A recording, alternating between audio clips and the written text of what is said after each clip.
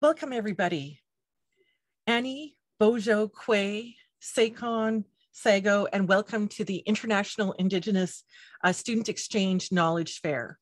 So before we get started, I'd actually like to do a quick piece of housekeeping.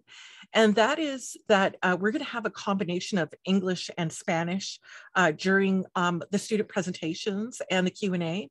And we also know that there's quite a few Spanish speakers that are among the panelists and also possibly in the audience.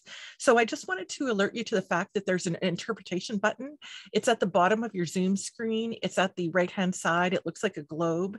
So you can click on that and choose which language you would like to hear. So for all those people who don't speak Spanish, you might want to click on the English and so on. And I'm just going to call in Leticia to explain this all in Spanish as well to the Spanish speakers. Bienvenidas, bienvenidos.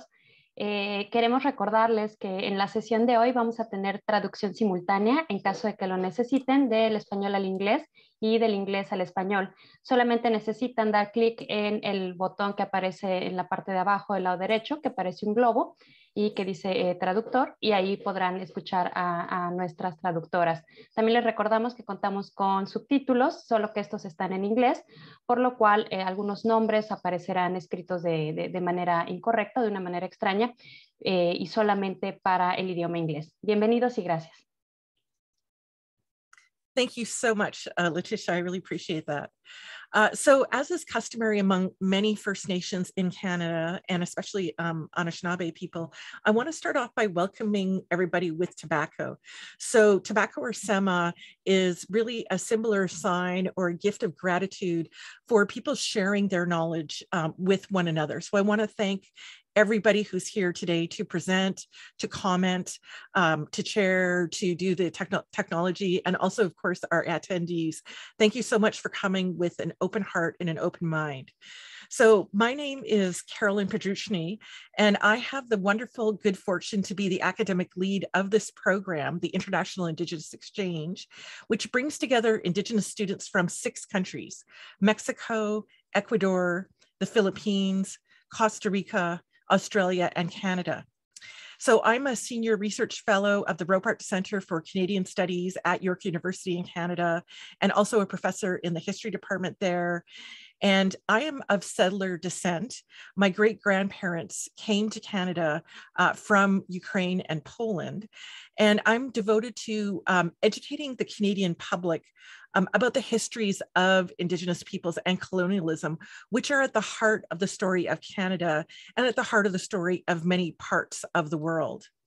So I'm standing alongside some wonderfully capable and brilliant people who made this whole course, this whole exchange happen. And I want to acknowledge them here. So Helen Baldirama, who you're going to be hearing from shortly, who's the Associate Director of the International Partnerships and Programs at York International. I think she just got a promotion, so I probably have her title wrong. Sorry, Helen.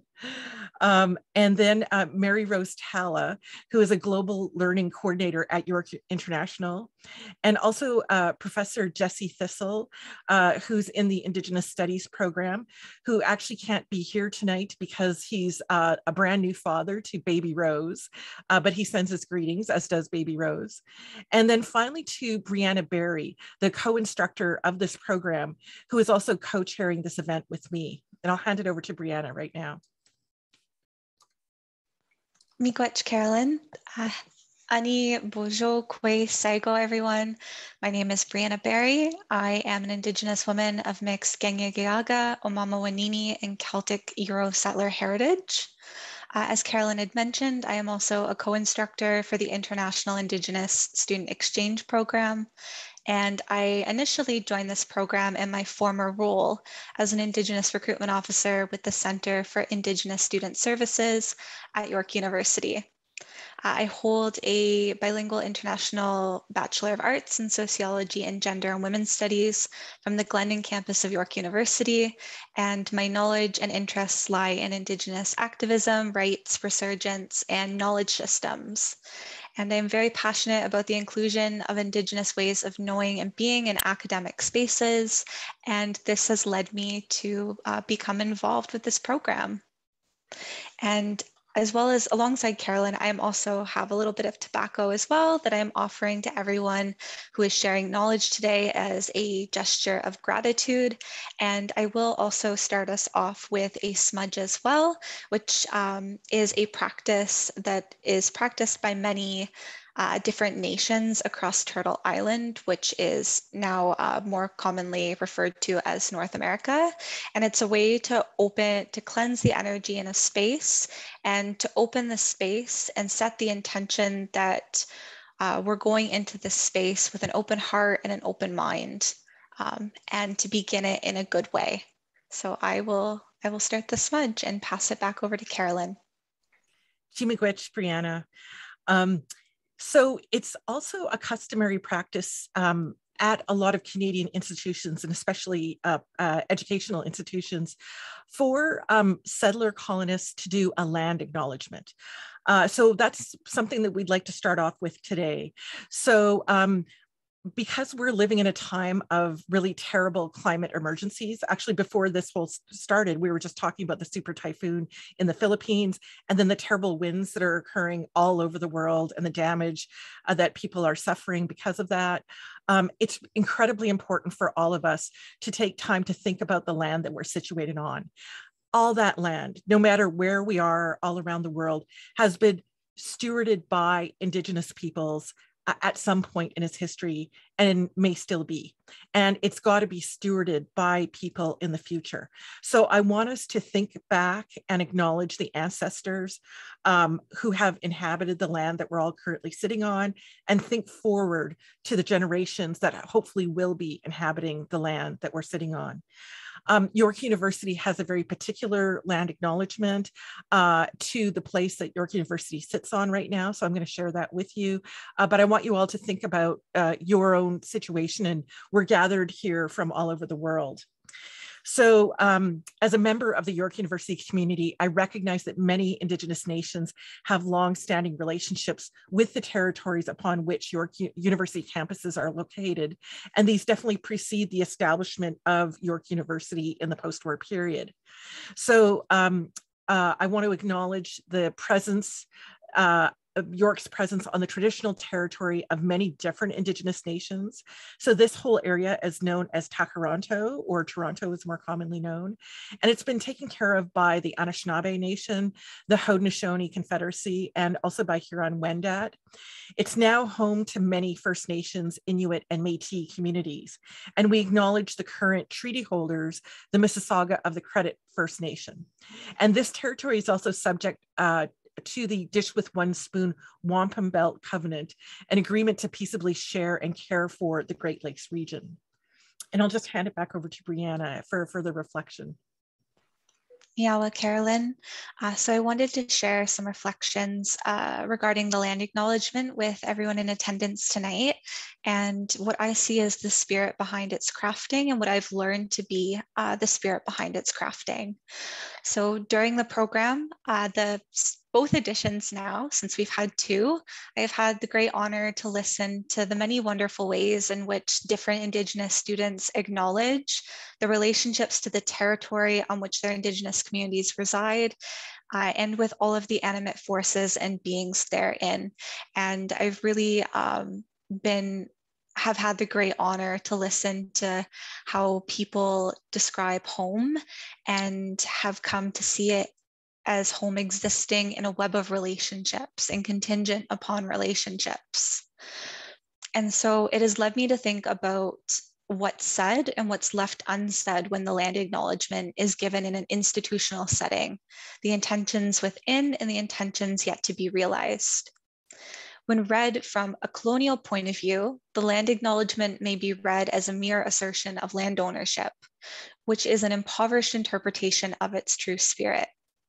While the land acknowledgement serves as an assertion of claim to territory and the sovereignty and self-determination of Indigenous nations here in Turtle Island specifically, it is also a vindication of Indigenous peoples' deeply rooted ancestral and continuous relationships to the land and all beings, relations thousands of years in the making since time immemorial. Our diverse knowledges, our realities, our political and social values, customs and norms, they all come from a situated place of embodied interrelation.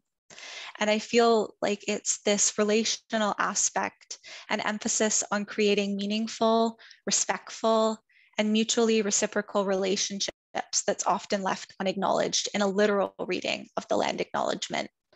So while you're acknowledging the Indigenous peoples on the land on which you reside, I also encourage you to consider your relationships to these peoples and to begin thinking about how you can go about creating mutually respectful, reciprocal relationships. And before we go on, we also have a few housekeeping items. Okay, thank you. I totally forgot about the housekeeping. Could we have the housekeeping slide?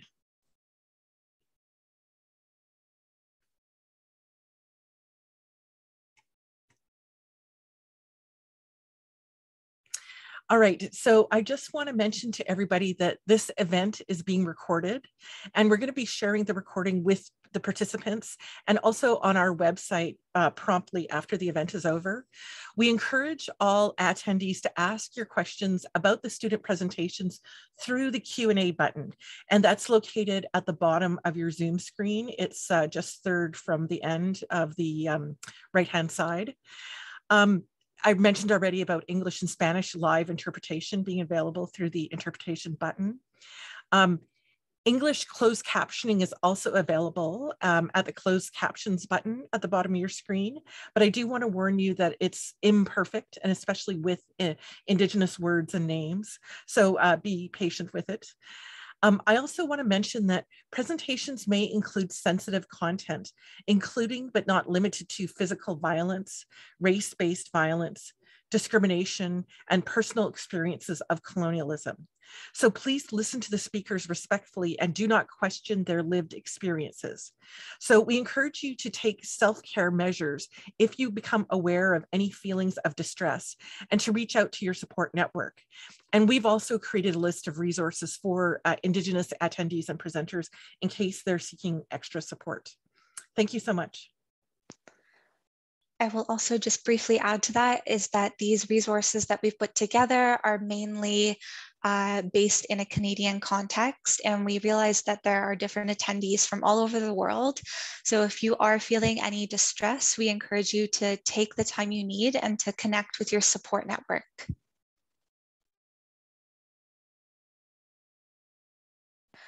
Okay, and on that note, we have some greetings from different leaders throughout the university. The first individual that I will introduce and welcome to give greetings is Randy Pitawanaquit. Randy Pitawanaquit is an Anishinaabe from the Anishinaabeg Nation and is originally from Wikwemikong unceded territory located on Manitoulin Island in Northern Ontario. He is the manager of Indigenous Student Services and oversees the support services that the Centre for Indigenous Student Services provides to the Indigenous student population at York University. And on that note, I pass it over to you, Randy. Okay, thank you, Brianna, for the intro, and thank you, Carolyn, for providing the land acknowledgement. Yes, I just want to just say that I'm glad to join everyone tonight. Unfortunately, I could not make it last night, so I missed the presentations, but I'm looking forward to the presentations today. And since this is recorded, I'll be able to catch the presentations that were made yesterday, and I'm looking forward to seeing all presentations. So yes, this is the end of this the second running of this program, and I'm glad to see that it is running again once again this year. It was quite a huge success, the first one last year. And so I'm glad to join everyone today as we come to an end to the program. So yes, so I just wanted to be very brief and just say that I'm very happy to join everyone here tonight. Miigwech. Miigwech, Randy, we're really happy that you could be in attendance and that you can watch the presentations and engage with them tonight. And so I will now invite Helen Baldirama to bring greetings on behalf of York International. And I will just introduce Helen first. Helen has 20 years in the international education cooperation in Africa, Americas, Asia, Europe through her work with Unesco, the Asia Foundation, the Asia Europe Foundation, and the university sector in Canada. As Director, Global Engagement and Partnerships at York, Helen facilitates and shepherds the university's global engagement and supports students participating in global learning opportunities, including exchanges, international internships, summer abroad, and virtual learning. Helen has a BA in philosophy from the University of the Philippines, a postgraduate diploma from the University of Turin in International Labor Organization, and a master's in public administration from the National University of Singapore. And we welcome Helen to now bring greetings on behalf of York International. Thank you so much, Brianna, for the kind introduction and generous words. And very nice to see you join us, Randy. Thank you so much for your support to this program. A pleasant day to everyone. Good evening, Canada, and good day for those who are joining us from other parts or regions of the world.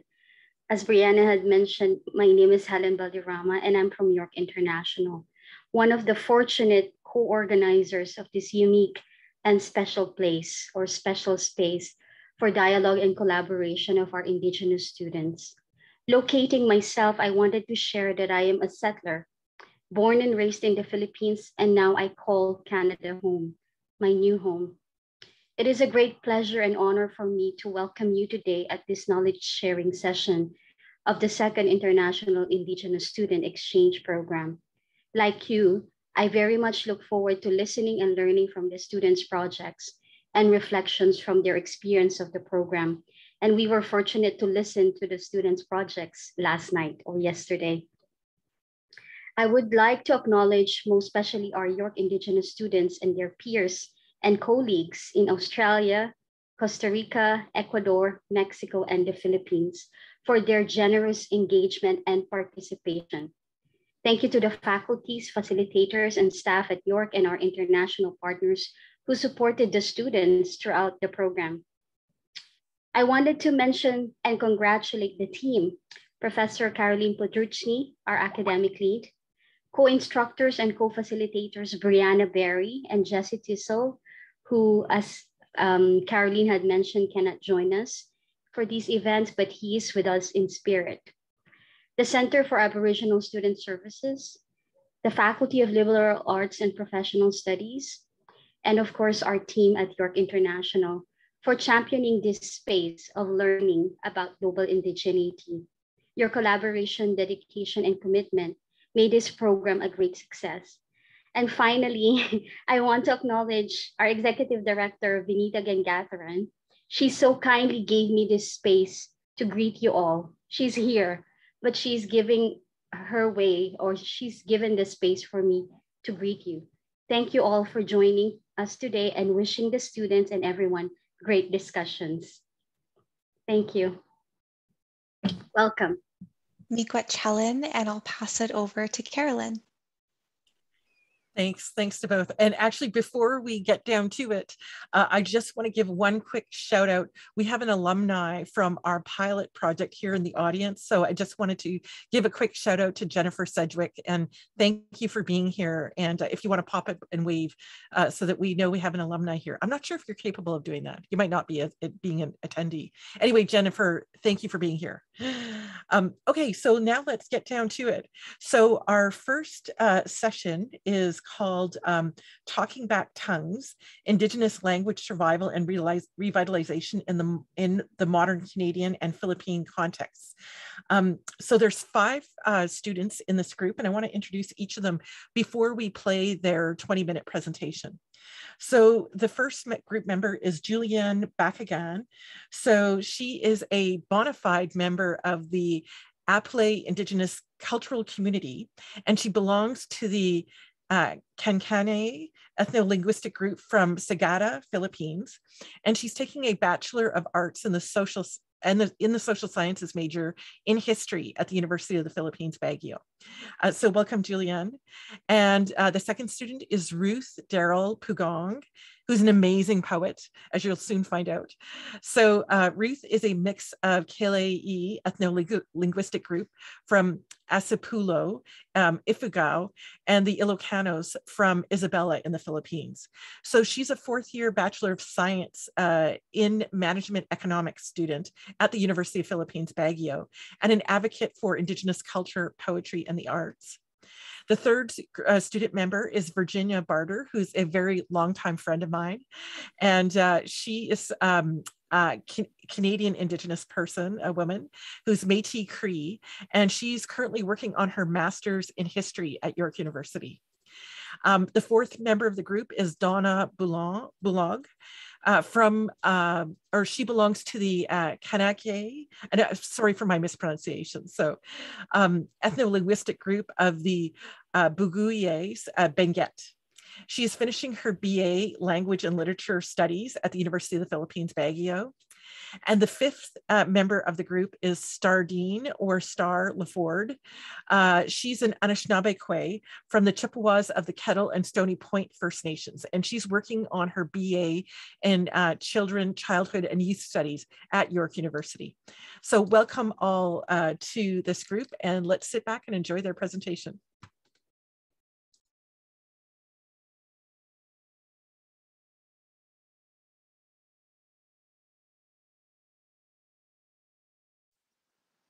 Indigenous language laws, a timeline of the Philippines. Spanish colonization. By 1550, Spanish or Castilian was taught to the Filipinos in relation to the Catholic teachings. Succeeding decrees before 1634 tells that Spanish must be taught to those who were willing to learn. By 1596, Spanish colonizers began to learn Filipino indigenous languages so they could better teach the Catholic faith to the Filipino masses. By 1792, learning Spanish was made mandatory. This took the attention away from Filipino natives engaging with their own indigenous languages. By 1863, the Educational Act of 1863 was passed.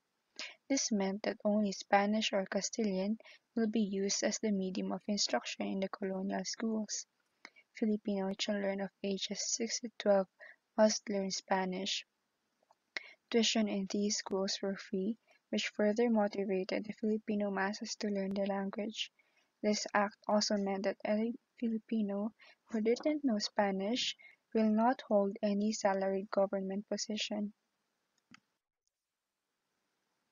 Then, by 1898, public schools teaching English were erected to pacify the native Filipinos. Teaching the English language was part of the benevolent assimilation stratagem by the American colonial government. They thought it was their duty to help their quote-unquote savage brown brothers to integrate into civilization. By 1901, American soldiers were initially assigned to teach English. They were later replaced by American civilian teachers called Thomasites. English around this time was the main language of livelihood and education. By the 1920s, American teachers were replaced by Filipino teachers as a step towards the Philippines' promised independence. English had begun to dominate over indigenous languages because it brought more benefits towards fitting in within the established colonial system. By the 1930s, 35% of the Philippine population was English literate. The self-destruction of the Filipino indigenous languages was now made rampant. The American colonization was cut by the Japanese. Japan had wanted to establish its East Asia co-prosperity sphere through the belief that quote-unquote, Asia is for Asians. Their goal was to remove any Western influence in Asia and replace it with Japanese influence. References to the West or America were removed and were replaced with Japanese beliefs. This included school textbooks. English books were torn and were replaced with katakana and hiragana textbooks. Then, by 1942, Japanese was forcibly taught in schools to replace English. Then, by 1943, Military Order No. 2 was passed. This order mandated the teaching of Tagalog, Philippine history, and character education to Filipino students, with emphasis on love for work and dignity of labor. This also meant that the Filipino indigenous languages are now in a hierarchy again. One student had remarked, quote-unquote, "Our curriculum drastically changed. All subjects with reference to the United States, such as geography, literature, and history, were dropped. Instead, subjects on Japanese culture and language were substituted." By 1973, pressure on a national language based on existing native languages was made immediate. The government, which had previously based the national language on Tagalog, now included other Philippine languages. Thus, they renamed the national language from Filipino to Filipino.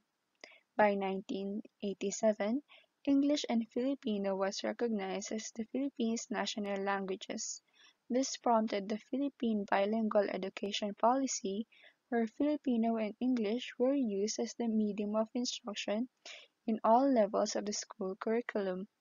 By 2012 to 2013, MTBMLE, or Mother Tongue-Based Multilingual Education, was implemented. There was a pilot study in Lubagan, Kalinga that showed that using the students' mother tongue or indigenous language in the classrooms yielded better results in the school's overall ranking. Around the same time, the high school curriculum was now remodeled to follow America's K-12 curriculum. This added an additional 2 years to the previous curriculum. Now, multilingualism is the norm. Many students now speak their indigenous languages along with English and Filipino. However, the preference for English over the indigenous language is still a dominant belief, especially with the working class, where learning English can give them better chances of doing work abroad and possibly earning more money. Indigenous language loss, a timeline of Canada. January 1st, 1831, the Mohawk Institute is opened in Brantford, Ontario. Run by the Anglican Church, it is Canada's first residential school. The site is notoriously known as the Mush Hole, and is where several thousands of children from Ontario were forced to attend. These students were not allowed to speak their Indigenous languages and were abused emotionally, physically, and sexually by the people who were there to protect and teach them. March 20th, 1845, the Bagot Commission report. Proposal was to separate Indigenous children from their parents. They assumed this was the best way of assimilation into the Euro-Canadian culture. June 10th, 1857, the Gradual Civilization Act, a requirement for status-holding Indigenous and Métis men 21 and older to read, write, and speak English or French. They were also required to choose an acceptable European last name, and for doing so they were awarded 50 acres of land. This was a failure, as only one Indigenous male volunteered. 1880, the potlatch ban. For 71 years, Indigenous ceremonies, practices, and oral ways of sharing were banned, which contributed to the assimilation of Indigenous children. The ban was legally enforced. July 1st, 1883, residential schools authorized. Sir John A. Macdonald authorizes the creation of the residential school system, which was designed to isolate Indigenous families from their children. April 19th, 1884, expansion of residential schools. By 1920, the residential schools became mandatory and are implemented in a number of provinces across Canada. Indigenous children are forcefully removed from their families, their communities, their culture, and their languages. By 1930, over 17,000 Indigenous children have been forced to attend one of over 80 institutions across Canada. The report of the Royal Commission on Métis Population in Alberta, 1936. reported by Albert Freeman Ewing that 80% of Métis children living in Alberta had never been to school. Freeman's other suggestion was for schools to be created for Métis children. The 60s scoop. Beginning in the 1960s and lasting for over 2 decades, Indigenous children were put into foster care or adopted out of their communities and sometimes out of the country. Many times, these children were brought up in non-Indigenous homes without having connections to their communities, language, or culture, and grew up not knowing a piece of themselves. In 1966, an Indigenous child named Cheney Wenjack ran away from the Cecilia Jeffrey Indian Residential School. The book, The Secret Path, is a visual representation of brave Wenjack's experience through hunger and exposure to the extreme winter elements in an ill-fated attempt to get home, written by Gord Downey. Downey says, "Music is universal. It crosses languages and cultures and speaks to everyone." From the Secret Path website. In 1996, one of the last fully funded residential schools was closed. As the schools closed, a dramatic increase of numbers rose in the child welfare system. Indigenous children continue to be taken away and are raised by non-Indigenous people and without experiences of culture, community, and family. In 2003, an Indigenous woman named Marlene Cloud and many other people launched a class action lawsuit against the government of Canada. It became Cloud et al. Versus the Attorney General of Canada et al.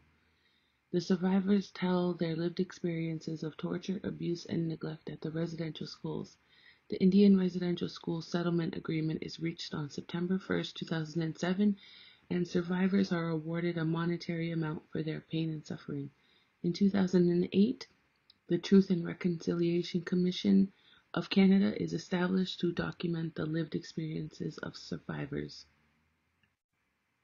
In 2008, survivors from across Canada met with Prime Minister Harper, who issued an apology to residential school survivors.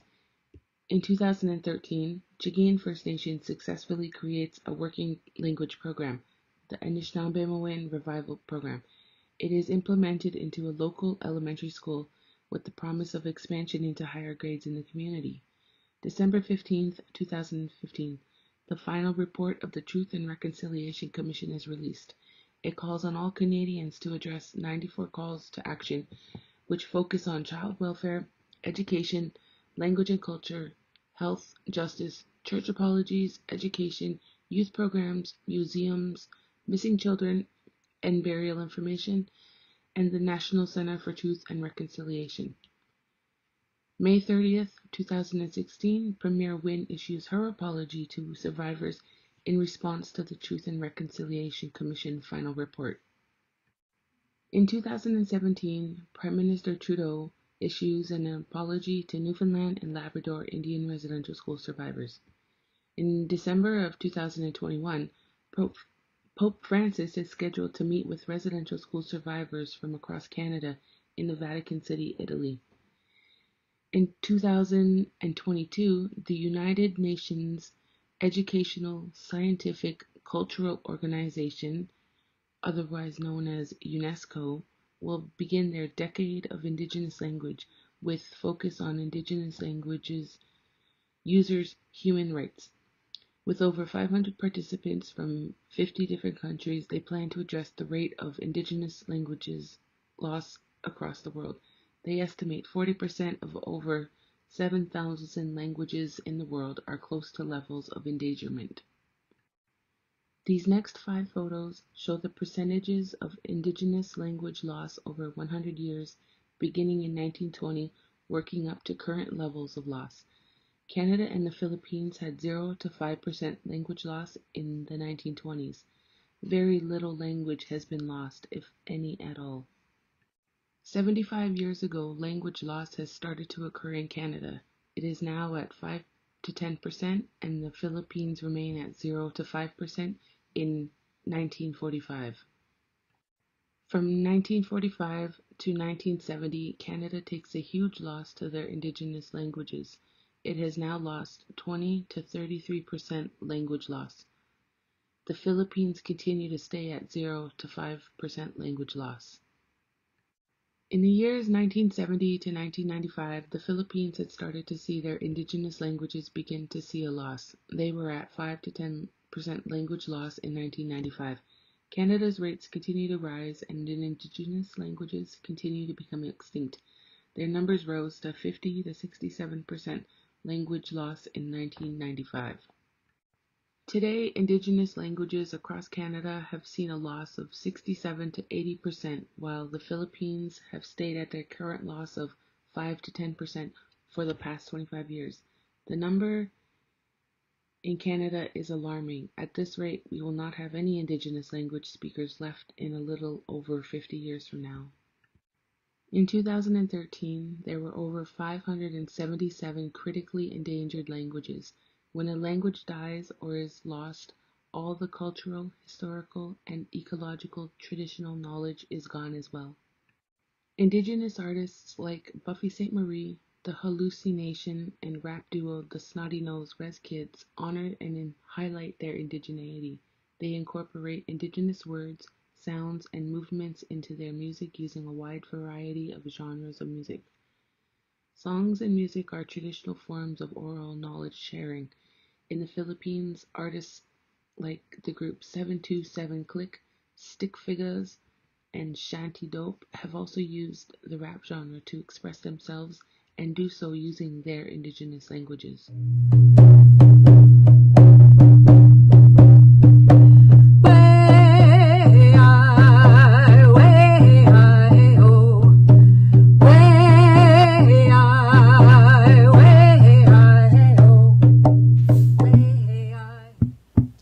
Wache, Tanzi, Mil Gishigao, it is a nice day. Miwasan, that we have gathered here today. Waniska, Akamimo, Miopi Motata, Kikawi now, on our mother. Nanaskimo, thanks for all things. Ninanaskimo, I give thanks for having you in my life. Spring. Miloskamen, a time of open water. It is spring where the big rivers flow, the Chisepi and the Moose River, the rivers I know best. The Niska, the geese have returned. We will go hunting soon. Nippin, summer. The loon sings in the morning mist. The black flies and mosquitoes have returned. We ride in our canoes, we fish the rivers. The river takes us where we need to go. It is a time for music and celebration, where the fiddle meets the drum. The gathering of our people, the Mamawitao. Takwikan, autumn. The autumn thunder brings us storms. The rain falls more and more. The frost chills the night air. The northern lights dance across the sky. Kashkatishkawi, freeze up. The river begins to turn to ice. But you cannot cross. It is not safe, though snow is everywhere. Pipon, winter. It is truly winter. Kiwaitan, the north wind, tells us so. You can cross the river now. It is the time for storytelling. Sequan, early spring, before the open water. The days grow ever long. So be careful yet again. You cannot cross the river now. The ice grows weak and will break up soon with a loud and mighty roar, groaning, churning as it rushes to the sea. It is spring again, and Nikki flows. The river takes us where we need to go, like it has for centuries. We will sing our songs again. This is how we know our land. The river tells us so.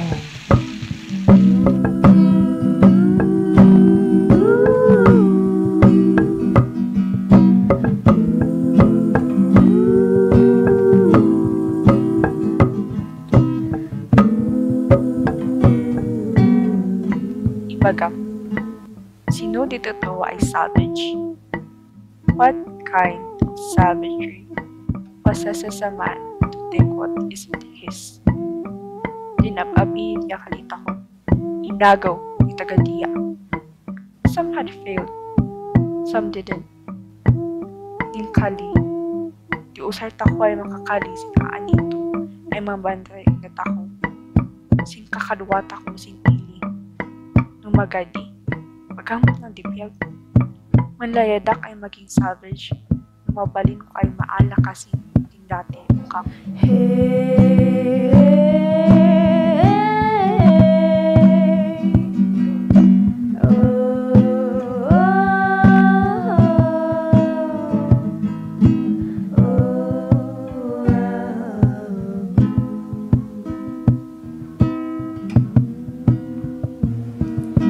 Subliin mi ng kalimi, ng kaliya kultura at adi kaisina, ng kaliyanan kay Pugaw at isasam, taysyanan kay lasiran mi, ng kalinan mangtuk no sino kami, no intunan nagapuan mi, yan no intunan umayan mi. You can't take my tongue, you will have to go through me.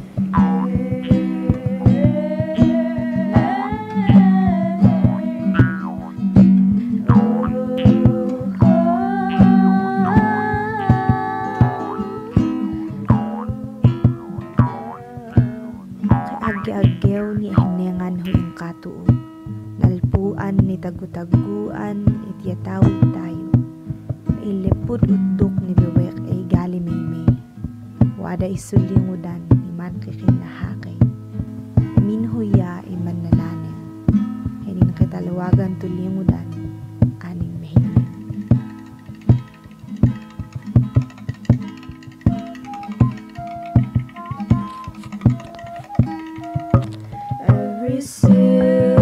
Syllable we breathe around in words, poems, stories, songs. Dad at big his wawin aabe ikidoin.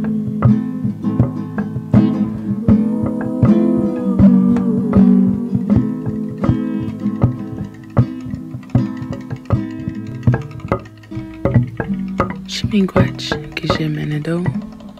Chimigwach, no kumis nanik, minwa mishomis nanik. Chimigwach, ne mama aki. Chimigwach, ki wedenong, epningishmuk, minwa jawanong. Migwach, ajijak dodem, mang dodem, makwa dodem, gingu dodem. Wabijeshi dodem, wawashkeshi dodem, minwa bishenshi dodem. Migwech, mino bematsiwin, migwech sema, kijik, bashkadej jibik, minwa wingash, migwech.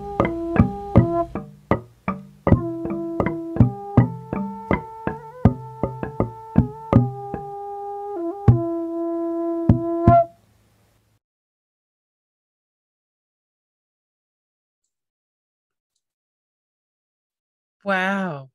I'm just speechless.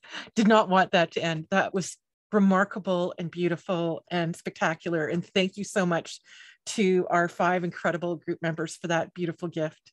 So we have goosebumps. So we do have a commentator for this panel, and I'd like to introduce Professor Letitia Neria. So she has a PhD in cultural studies and currently teaches at Tec de Monterrey in Mexico. And she is a non-Indigenous person. So I'll hand it over to you, Letitia. Thank you.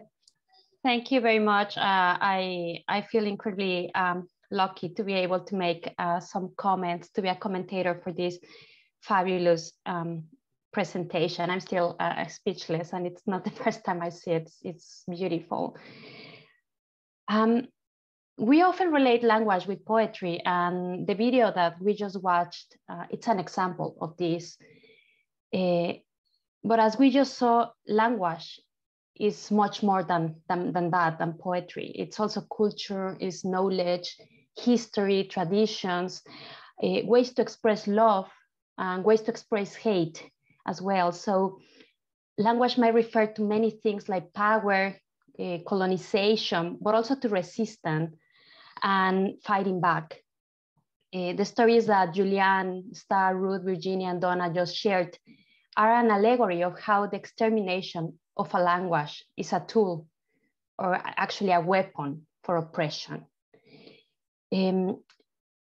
For example, from what we saw in the work I just presented, colonization is not only physical, but goes through your body. It goes through your mind, through your memories and knowledge. It goes beyond so many frontiers. We could see the idea also of superiority. It seems like some languages are better than others, or they try to make us believe that they are better than others. That some languages, as you mentioned, integrate you into civilization, while other ones actually make you an outcast. So a colonial system imposes its own language, replacing words, replacing ideas, knowledge, traditions, and culture. And this imposition strikes a community, and strikes as a ferocious tsunami. And the community, of course, the community may start to crack, but it's also time for reflection and for resistance. As we could see in both cases presented today, the imposition of a language to alienate communities was a practice that went beyond communication. It wasn't only for communicating. For example, under Japanese control in Philippines, schools imposed Japanese language and different cultural subjects. And they were imposing, of course, not only education, but a different lens to understand reality. In the case of Canada, we could see that language and culture was imposed in a cruel and dramatic way. Authorities banned the indigenous languages, trying to wipe out culture, traditions, memories, knowledge, ways of living and understanding the world. Kids were taken from their families, communities, and brought to residential schools, so they could not learn about their own past. So this means that they should forget their heritage. They were trying to make them forget their heritage. And they called it assimilation. Those children could not speak their own language, nor practice their rights, their traditions, speak about their own beliefs. That was assimilation. They were forced to forget and to miss one of their most important cultural artifacts, their language. By taking away the indigenous languages, colonizers were taking much more than a means of communication. That's something we cannot discuss. They were trying to destroy heritages and to destroy cosmogonies. And as we could see, all these facts did not only happen a long time ago, right? We could see this timeline that started a long time ago, but actually these facts belong to our present as well. When we observe the percentage of language loss over 100 years that we could see in the chart that you shared with us, we should wonder what we are doing wrong, but also what we can do. We all should be sorrow when a language disappears. We should also be allies and become safeguards of languages. And my feeling, my belief is that through this work, Ruth, Star, Julianne, Donna, and Virginia bring us some light by pointing out how culture and art might help to save a language. Language and culture are inseparable. Both have a symbiotic relationship, and that relationship should endure. Language is identity. Every word has a meaning. Every word has a context. It's a universe by itself that refers to who and where it is enunciated. It tells us who we are. Therefore, when we fight to keep our language, we are fighting to save our own being. to save our people and our history. We are trying to endure and last. It's a way of keeping our connection with our ancestors and our past. So to keep our languages is an act of resistance. It's a way of revolting and rising, but it's also a way to bring beauty, poetry, knowledge, love to our world. And I could see it and I could feel it while listening to the voices and music from Virginia, Ruth, Donna, and Julian. My heart is beating right now. I feel very emotional. So to finish my comments, I would like to say that their work made me aware that we do not mean the words in the same way when we pronounce them in a different language. Like English is not my first language. Personally, for example, I know that when we pronounce the word love in a language that is not part of ourselves, our heart doesn't feel the same. And I'm positive that same happens when we say thank you or gratitude. Our heart might not be fully open. So let me say gracias. Gracias for this piece of history, resistance, love, and poetry that you share with us today. Gracias. Thank you very much. Muchas gracias. Thank you so much, Letitia, for those comments. And once again, thank you to these spectacular 5 women for sharing so much of their hearts and souls and knowledge with us today. So I hate to be the keeper of the time clock, but we are going to move on to the next presentation. And I just do want to remind everybody who has questions or comments from this group to please type it into the question and answer box. Okay, so I'll hand it over to Brianna for our next group. Miigwech, I have goosebumps and I'm certainly, wow, just absolutely floored. And on that note, we have our second group presentation of this evening, which is on Indigenous gender and sexuality around the world. Present tonight is Emmalichko. Emma is of mixed background, German, French, and Mi'kmaq, and they are currently a master's history student at York. Unfortunately, her other group members couldn't join her this evening, but I will also acknowledge their presence in the creation of this presentation. Martina Bautista.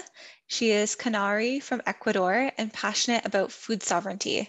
She is currently studying biotechnology engineering at the Universidad de San Francisco de Quito. We also have Julie Ann Christian. Julie Ann is a Burra Matagal woman of the Dagra Nation in Australia. Julie Ann proudly identifies as a First Nations woman with Irish, Danish, and English backgrounds.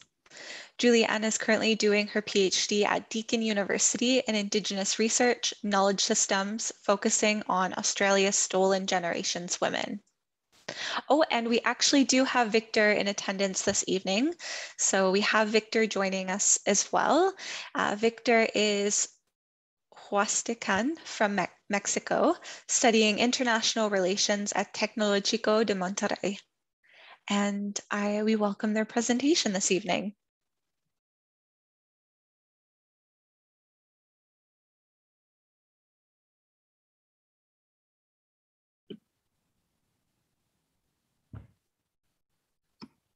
Hello, everyone. Welcome to our presentation. Our presentation tonight is on Indigenous genders and sexual diversity around the world, as well as the beauty of Indigenous people. Our goal with this project is that we have aimed to highlight a variety of Indigenous genders, sexualities within our own communities and countries. These identities have faced many challenges and repression due to colonialism and the enforcement of colonial binaries and homophobia. We work to highlight those who have come before us and those who are here now, challenging the heteronorm and binaries that have been imposed. So for our project, we decided to incorporate social media, specifically Instagram, to highlight the ways that social media has influenced Indigenous genders, beauties, and also just knowledge in general. So for my part of the project, I incorporated what I study at school, which is historic Two-Spirit people. So Two-Spirit people, I highlighted in this one post, creating about 5 different profiles of historic figures. And the one that I wanted to highlight was Oshtish, whose name translates to finds them and kills them. They were born in 1854 and lived until 1929. They were a Crow warrior who fought in the Battle of the Rosebud, which led to the Battle of Little Bighorn. Near the end of their death, or near the time of their death, they were interviewed by an ex-military person who recorded their life story and questioned Oshtish about why they would dress as a woman, and he stated that he was inclined to be a woman and never a man. They are also known for constructing lodges, some of those which actually still stand today, and the story of their life was recounted by an elder within the Crow Nation called Pretty Shield. So a Two-Spirit person is someone who identifies with a term that is reserved specifically for Indigenous people, and it describes a person who has both masculine and feminine spirits.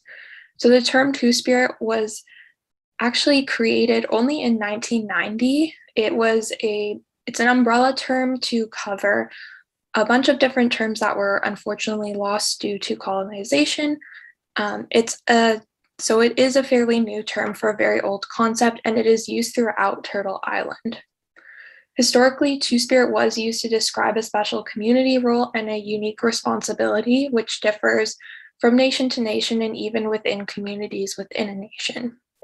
For example, they could be spiritual healers, leaders, artists, knowledge holders, and today many people use it as a gender identity. Due to colonialism causing Indigenous language loss, many nations unfortunately lost their traditional terms for this identity. I'll now pass it over to Julie Ann.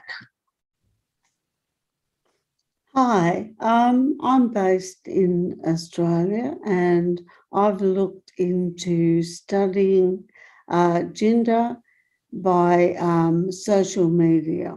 Now, on the screen we have Sojou. Sojou identifies as an Indigenous person and goes under the way of describing her as she.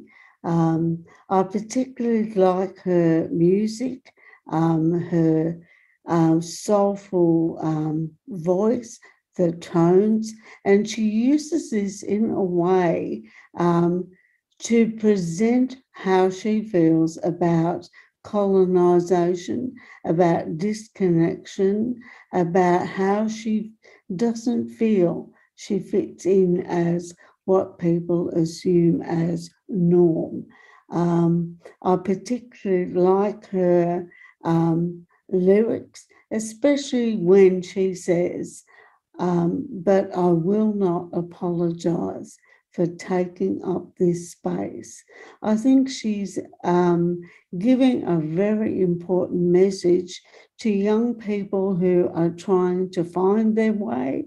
And I basically admire her strength because she's making that statement about how difficult it has been for her to feel good and own a safe space where she can, do her bit for decolonizing herself. Next slide. The next slide is what we assume as the norms. In this cartoon, you see there's 2 pictures. One is we assume certain people will go in through one bar door as against another, and it's an assumed perception that sees them make that choice depending on how they feel other people will see them. The second picture on the bottom is something that really made me think we assume that football is a male sport. We know that women, females, actually, do play sport, but when it's actually being spoken about and highlighted in media, it is football where the male gets more attention and the female comes under the heading of women's football. So there's an assumed norm who says that one is stronger than the other. So, it's very unhealthy when we look at people, how we address them, that we don't get it wrong, because at the end of the day, we should not be assuming something that we have grown up with is the right way of seeing things as norm. So that book I found was very interesting and talks about the history of queer binary. Next, please. This is Naka Gori, and she's a beautiful woman and identifies as they, them. I've listened to her give presentations and about the importance of feeling safe.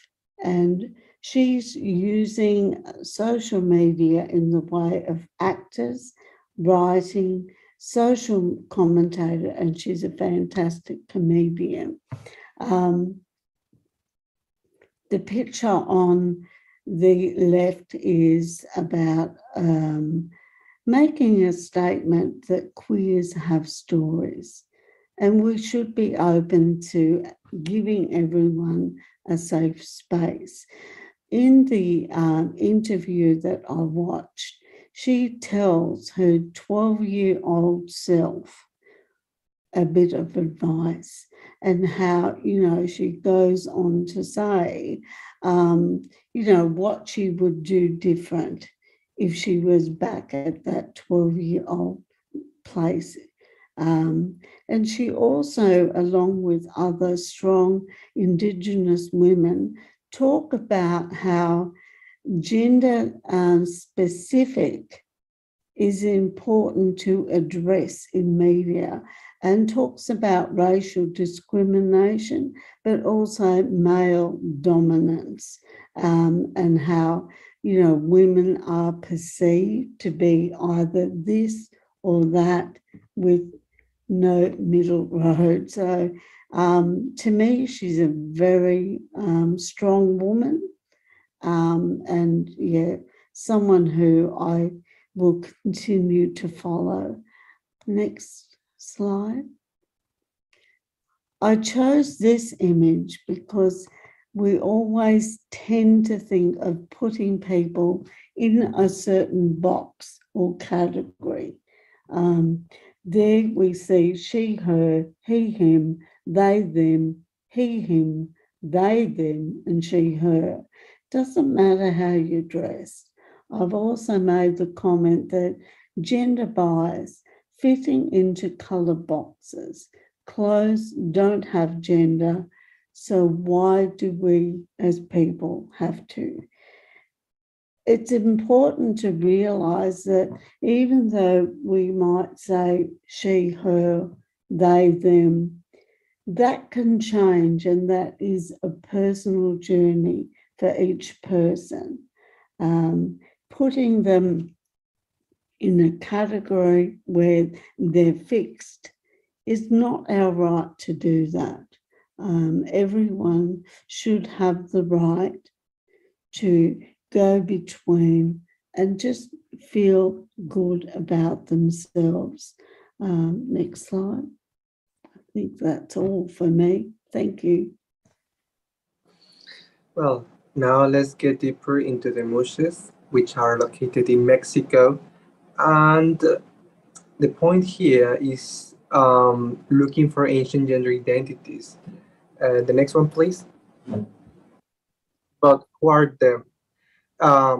Muxes are a group of Zapotecan people living mostly in the south of Mexico, and I decided to make a video highlighting who are them and the importance to sexual and gender diversity history. I would like to talk about them. And Muxes are a group of men that adopt women roles, and some of them may be dressed like women, but they do not feel as men nor women. Muxes are a third gender. Their beauty is well valorated inside their communities. However, it's not well perceived by outsiders, and that's the problem. And because when they come out from their communities, they suffer discrimination and even they are murdered.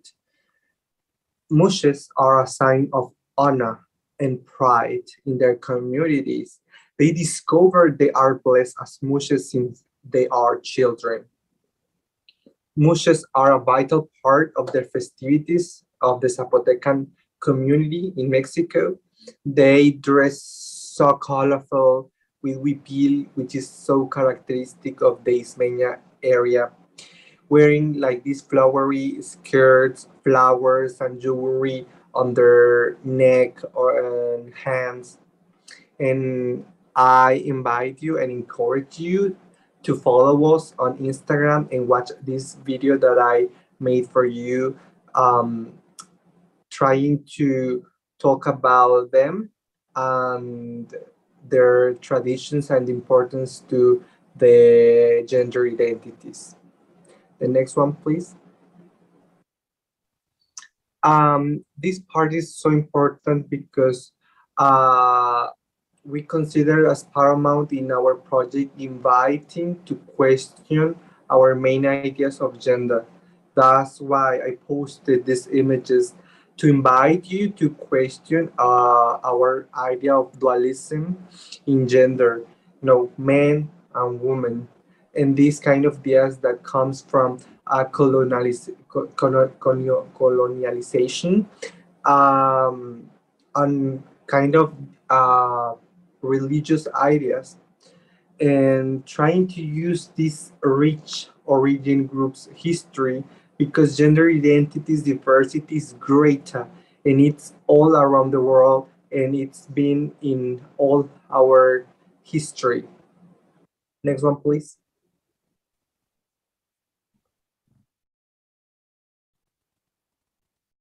So in this part of the project, I would like to take a look to the diversity in beauty, because as an indigenous living in Ecuador, I see other of my community members struggling with feeling beauty.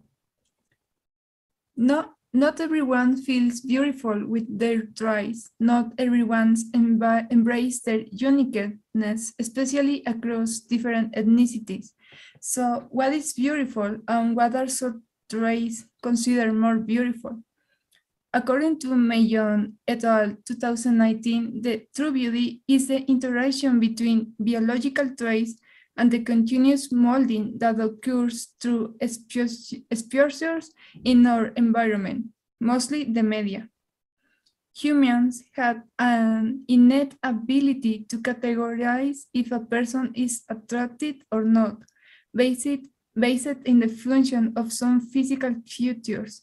But this ability changes depending on the environment. As an example, we see that women's perfect body type has changed throughout its history, but the radio waves hit cut. Therefore, the beauty perception can vary with individual, society, or historical period.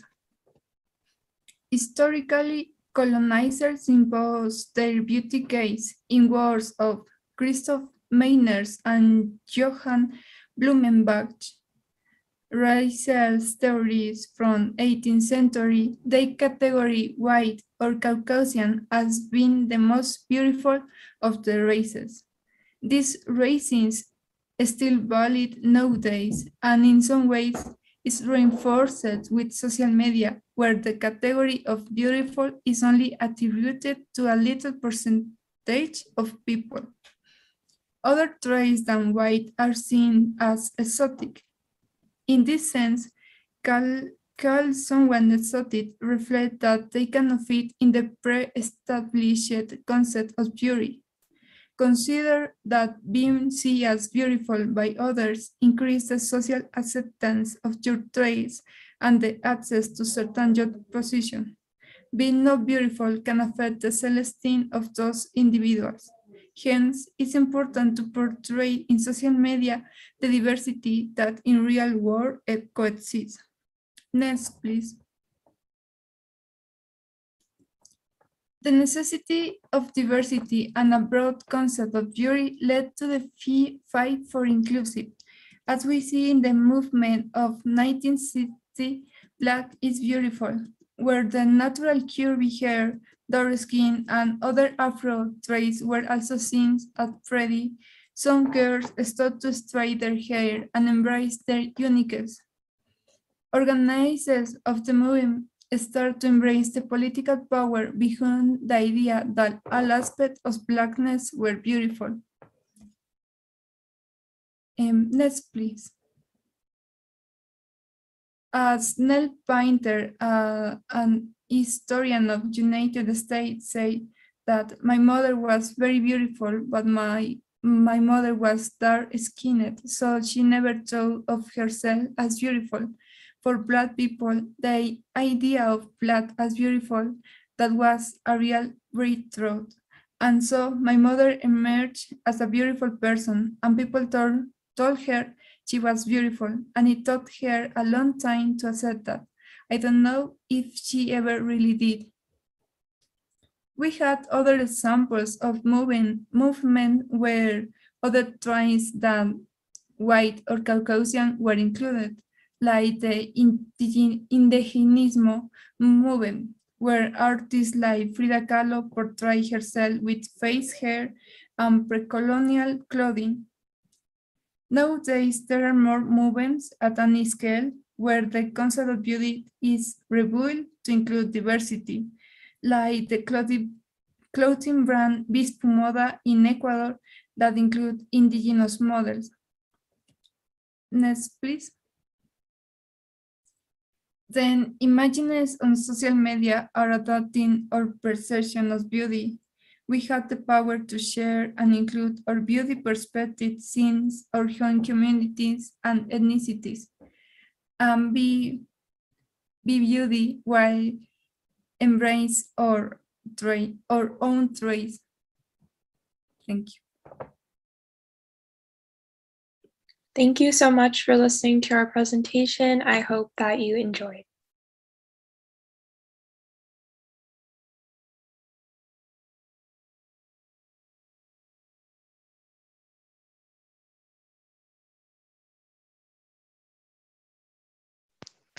Wow, that presentation was absolutely incredible. Miigwech Chiniawa. I invite all the students to turn on their camera and I will introduce our commentator for this evening, who is Professor Diana Segura Sojou. She is a people-oriented Costa Rican woman. She has a background in social work and has been working with Indigenous peoples in Costa Rica since 2006, specifically focused on improving access to higher education. I now invite Professor Diana to commentate on the student presentation. Hello, thank you so much. First, I want to deeply thank the group, not only for the work they've done to create the Instagram space, but also for being brave, honest, and open in every session of the course with me and the rest of colleagues and students. I am still processing everything spoken and shared in our weekly spaces. Particularly with your project, you position ancestral knowledges and perspectives in the current contexts, and you share personal journeys in questioning and researching what many of us have been taught to believe as normal or truth. You put colonialism as a force impacting the way we are and how we interact with one another, pointing out the implications of a system that has forced us to fit into categories or constraint boxes. We can identify problematic results: racism, loss of traditions and identities, discrimination, violence, the feeling of not fitting in, assumption, prioritizing body types or choices, exotism of peoples, eradicating differences, and silencing voices. But you were also able to talk about, and I would like to highlight this word, resistance, as a vital force for surviving.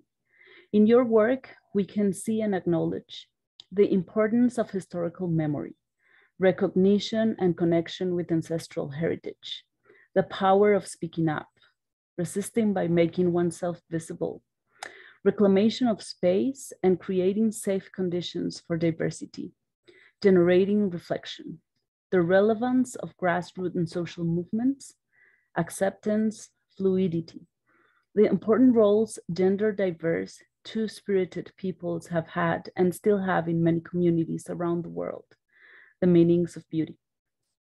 I want to share Lorena Cabnal's words. She's a Maya Quechua and Xinca community feminist from Guatemala. She says that indignant bodies have a vital energy to resist, to rebel, to emancipate. This energy that you have shown us becomes a transgression in colonialism and capitalism. This energy provides what she calls healing as a cosmic and political path. Cosmic because it recognizes the ancestral heritage of peoples and their nurturing relationship with nature and its wisdom. It is with this wisdom that the path becomes political because it urges a transformation. It disrupts the system and compels us to reconnect, to listen, to learn, to open our eyes and hearts to other ways. You've invited us to ask, how do we see each other? How do we see ourselves? What stories have we heard and learned on gender? What is beauty to us? What can we do to create those safe spaces? And how can we support the journey of resistance? I would like to end with a phrase by Lorena Cabnal, and she says, in the bodies and their memory lies the energy to heal. Thank you very much and congratulations, Martina, Emma, Julianne, and Victor. Thanks.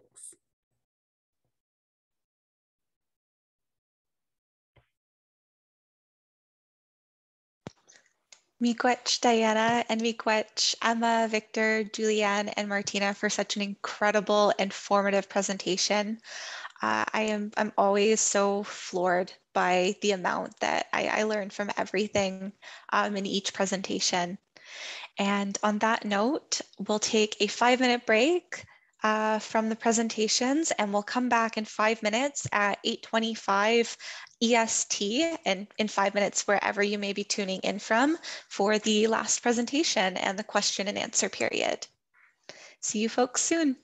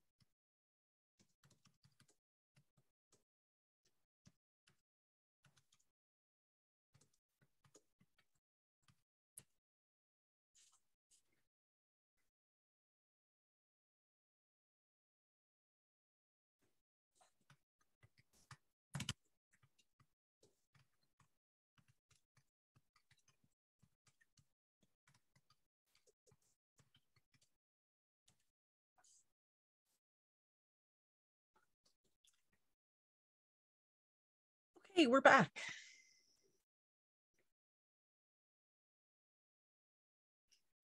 Okay, welcome back, everybody. There's a wonderful chat going on in the chat box. Thank you.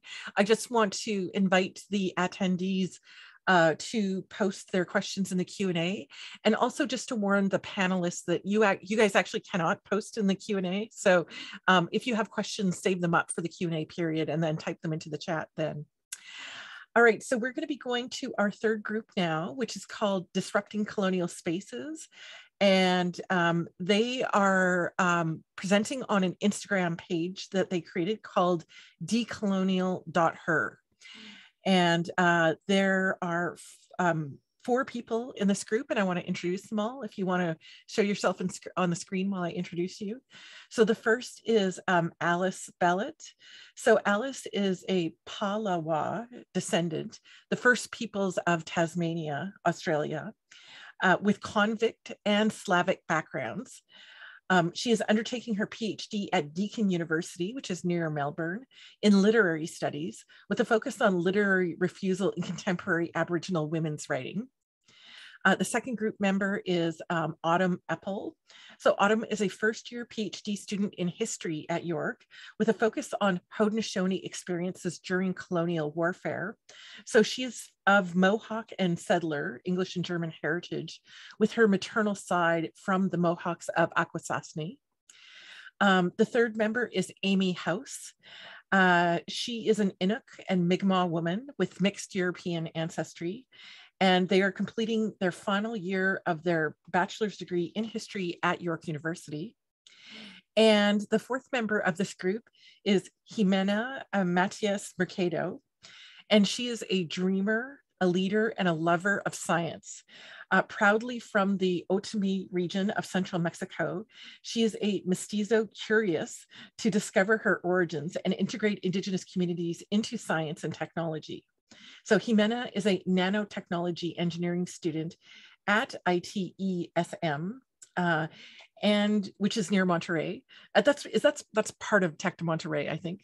And she's also an international marketing student at UNADM. So welcome to this group, and let's watch their presentation now.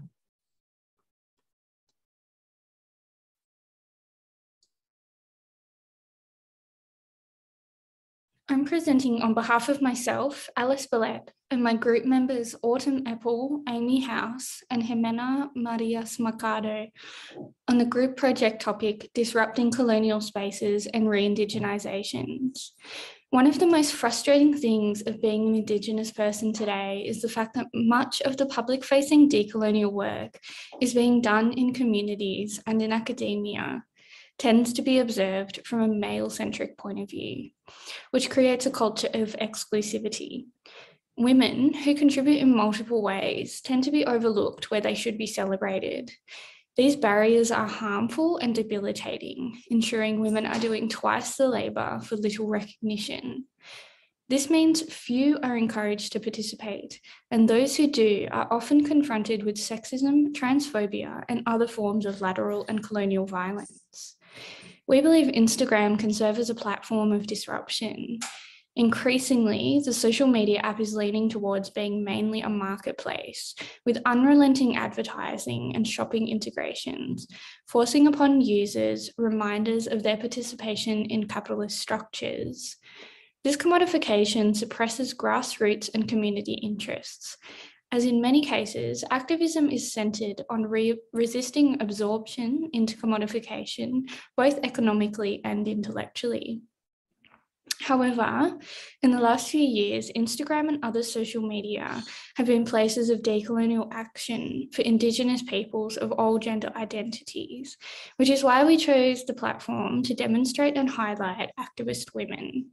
Reclaiming space on an advertising-driven app is a statement of resistance and a gesture towards productive methods of disruption, namely by the opportunity to appear in users' content feeds. There is already a body of Indigenous content we are contributing to, including, but not limited to, traditional and modern beadwork sales, Indigenous clothing lines, current activism, and educational resources.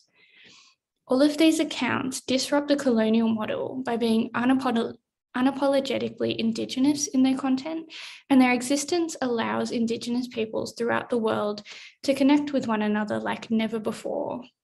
In the spirit of this connection, we have curated an account that centres around the achievements and honouring of Indigenous women. Our account puts an emphasis on Indigenous peoples not subscribing to the colonial model and thus living their lives radically Indigenously.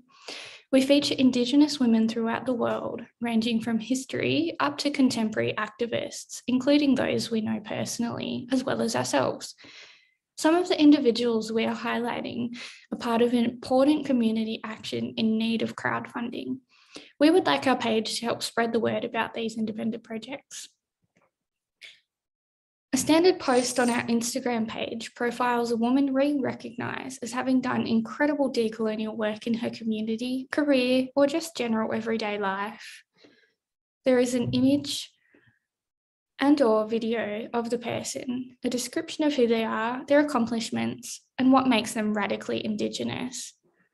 Our project page can be found at decolonial.her on Instagram. Thank you. Alrighty, so hi again. This is us with, just going to give a little tour of our Instagram page. Where would you like to start? So if you want to talk about your logo, that would be really amazing because I'm a huge fan of your logo. Oh, thanks. I feel like I really channeled the ancestors on that one. Yeah, I think it was important to sort of like pick something, I don't know, I'm reluctant to say feminine, but something that sort of like represented women, Indigenous women globally, and just something that popped, you know, like Instagram's a visual medium, so just something that looked good, that could represent it, that also didn't locate in a one certain time and place as well. So we thought this was attention grabbing and it would bring you to our page. And I guess that brings me to the name. The name was something actually I came up with. We had like a list of different ideas. And I just went with this because I like the idea of the word her, because we were choosing to focus on women. And of course it was decolonial. So that's what we went with. And Amy's description here is Decolonial Her is a collaborative project. So it's between the four of us that celebrates powerful Indigenous women from around the world and their contributions to decolonization. So that really is the introduction to our page. If you want to scroll down, we can talk about the very first posts that you see when you do go to our page, which are the 4 creator posts. So if you click on the first one, which is Jimena, it says creator post right away. And Jimena's actually given us a really beautiful picture here. And it talks about who she is, but also what she's doing contributing to decolonization in her community. And one of the most important things we wanted to include as well was we wanted to make sure that this was an accessible website. So we have an image description for folks with visual impairments or disabilities so that screen readers can pick up on this easier. And we made sure that the text wasn't very long so that people could go through it easily. And here's Alice's. This is a really beautiful picture. I love this picture. And it's really cool because you can see the differences between us. One of the big problems we have is that Indigenous people are often considered a monolith, whether in North America, whether in Australia. People seem to think we're all the same. But if you look through the 4 creator posts, you can see that we're all very different. Yeah, there's me. I think it's also important to add as well that we chose to represent ourselves within the grid because we are situating ourselves as disruptors within the wider timeline of women throughout history and who are, you know, practicing creatively and disruptively contemporarily. Yeah, and taking up space is disruptive. Taking up spaces that we're not usually supposed to be a part of. Like, I never grew up seeing myself in entertainment or media. And with Instagram being so big now, being one of the main places of media that people go to because, well, it's owned by Facebook now, you know, everyone's going to be connected to Instagram through Facebook.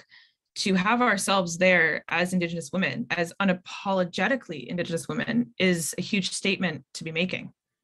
One of the things I love about what Amy's done is Amy's actually included 2 pictures. So we see what Amy looks like, but Amy's also included a picture of her traditional tattoos, which, as Amy has said, these were illegal at one point. To have these is really, really important. So we made sure that if there's more than 1 picture on the post, there's 2 image descriptions, well, as many image descriptions as needed. So we wanted to make sure that that was evident so that nobody ever is confused or unable to access that.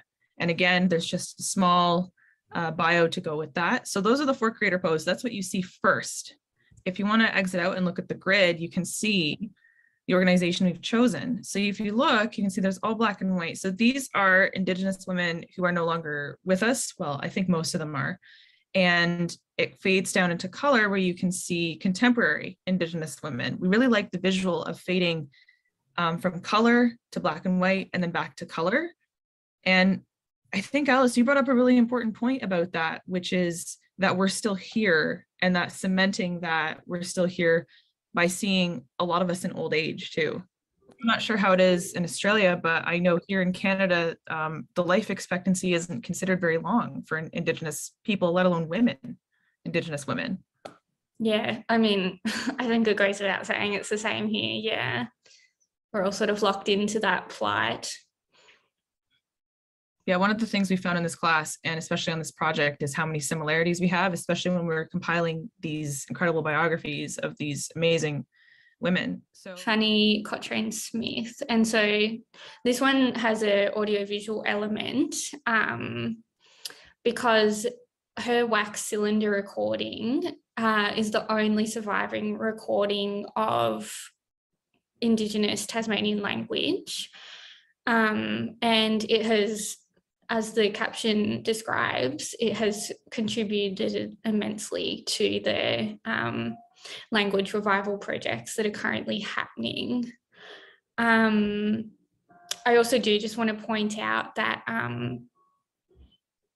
Smith is wearing traditional shelled handicraft, so that is like a Aboriginal women's practice. So I think and you can also kind of see a bit of like possum skin there just cut off at the bottom. So like the strength is in the presence for these women, you know, like their legacy is carried on through, but also like particularly for the women who have passed, like we're lucky enough to have photographs of them, and representing culture through dress, I think, is really powerful image that we've got to carry on to our current time. Yeah.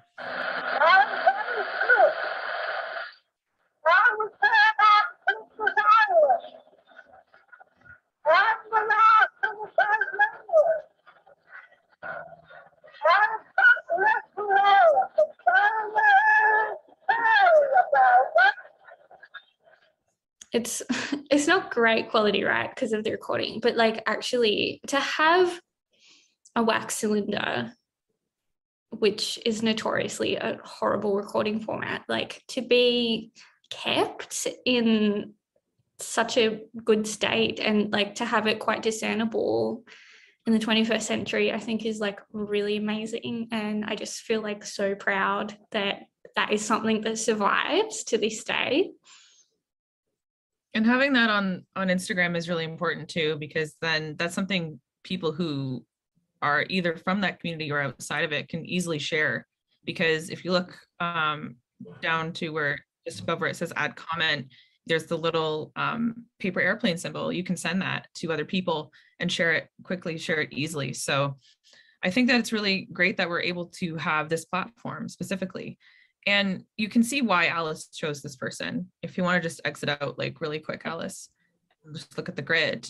The women that we chose them all for a reason, not just because they were doing important things to decolonize. Like obviously, having someone who was one of the last fluent speakers, like being a fluent speaker, especially back then, and even now is a very decolonial statement.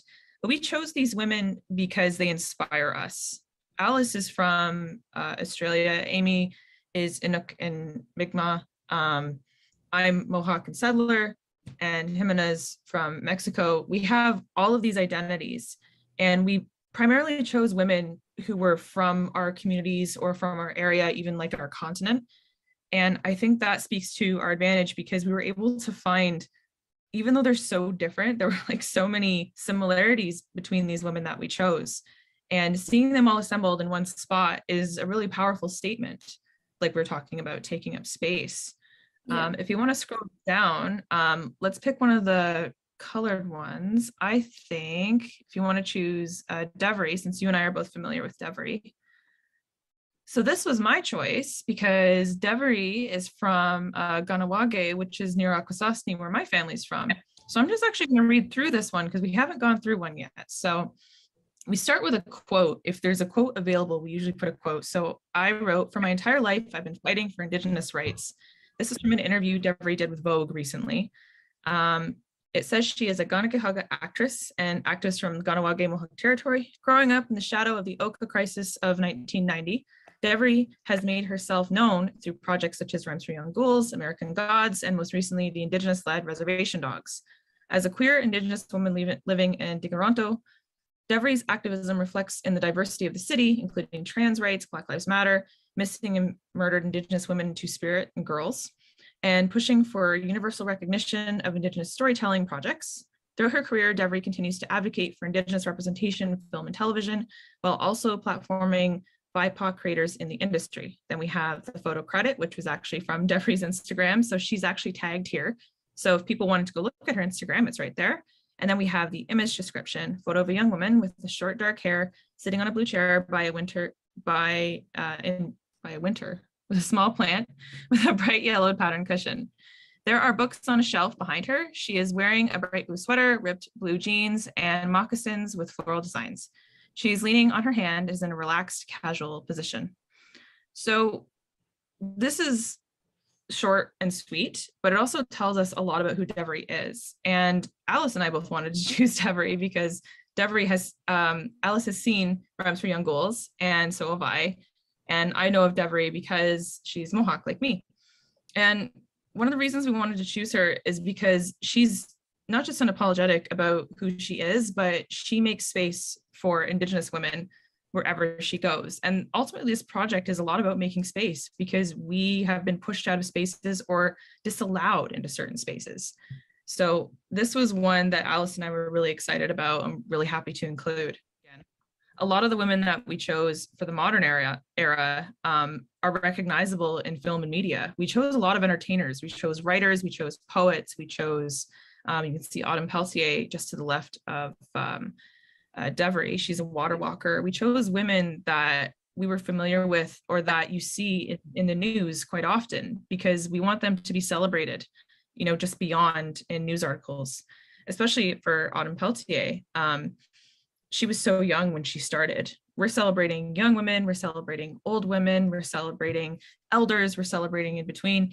Like, we really don't have a one size fits all approach to this. We feel that this project would continue to grow and include up and coming young Indigenous women because these are the people we want to celebrate. We want to see them taking up space in a place that they traditionally don't usually get to.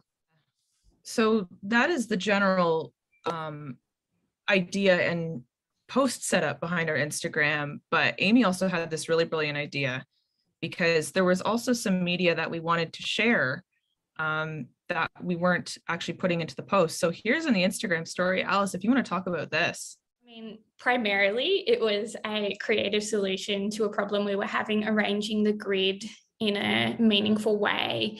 And Amy had the idea of grouping extra things together to be viewed in the story archive, I think it is. And like, you know, there's no point actually talking about Eileen Morton Robinson, you know, separate from this work because it was incredibly disruptive and it actually continues to be 20 years later as well. Yeah, and I think if we had more time, like if this was like a year-long project, we would probably be continuously adding to this section and also maybe collaborating with other Indigenous women on this platform. For example, I'm sure we'd be sharing Devry's projects that she's currently involved with. Some of the women we've included include some entertainers who are still doing things, some activists who are still very much active, and we would be posting updates about their projects. We'd be posting about things they were involved in, and even some grassroots things that are close to us that center around Indigenous women, because as we found, there's so many different incredible women out there who have been previously silenced that are now up and coming, or that are being recognized, many years later. Like one of the women we chose was Nora Bernard, who was an incredible residential school survivor who brought, I don't know if it happened in her lifetime, if I'm remembering correctly, but her and Mary 2 Acts Early were two women who spent their lives trying to find justice. Mary 2 Acts Early, she lost her status when she married a non-Indigenous man. And without her tireless work for decades, of which she didn't even see, I wouldn't have status today because my father's non-Indigenous.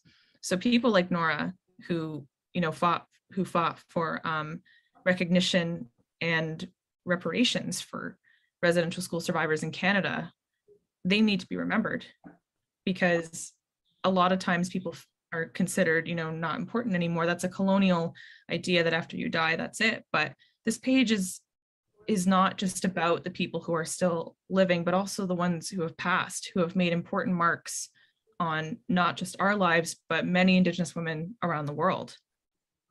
So yeah, we just didn't have the space to put some of Udru and Nicole's words there.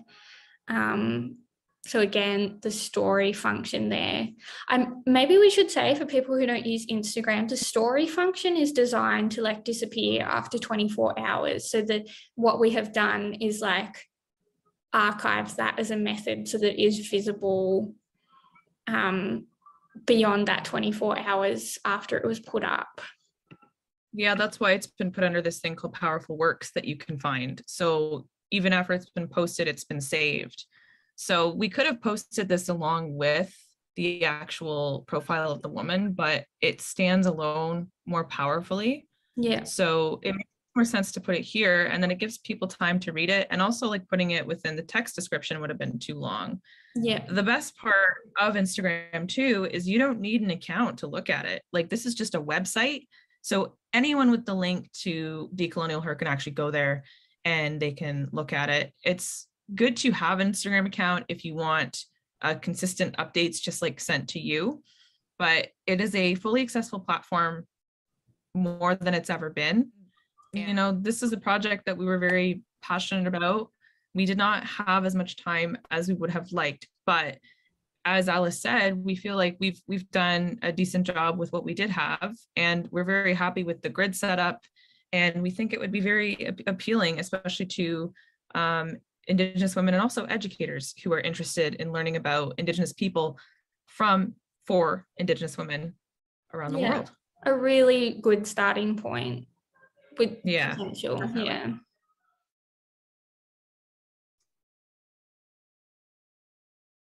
Okay, thank you so much to the group for that presentation. And let's turn to our commentator now. So our commentator is Professor and Dean Leah Abeo. So she teaches Indigenous Studies, and she's also a professor of history and the current Dean of the College of Social Sciences at the University of the Philippines, Baguio. So Leah's done work on Ifugao and Indigenous studies in the Philippines, and she sustained her engagement in the promotion of heritage in Philippine communities, Indigenous communities. And she was born and raised in the Ifugao village in the northern Philippines and maintains her ties with her kin and community. So Leah.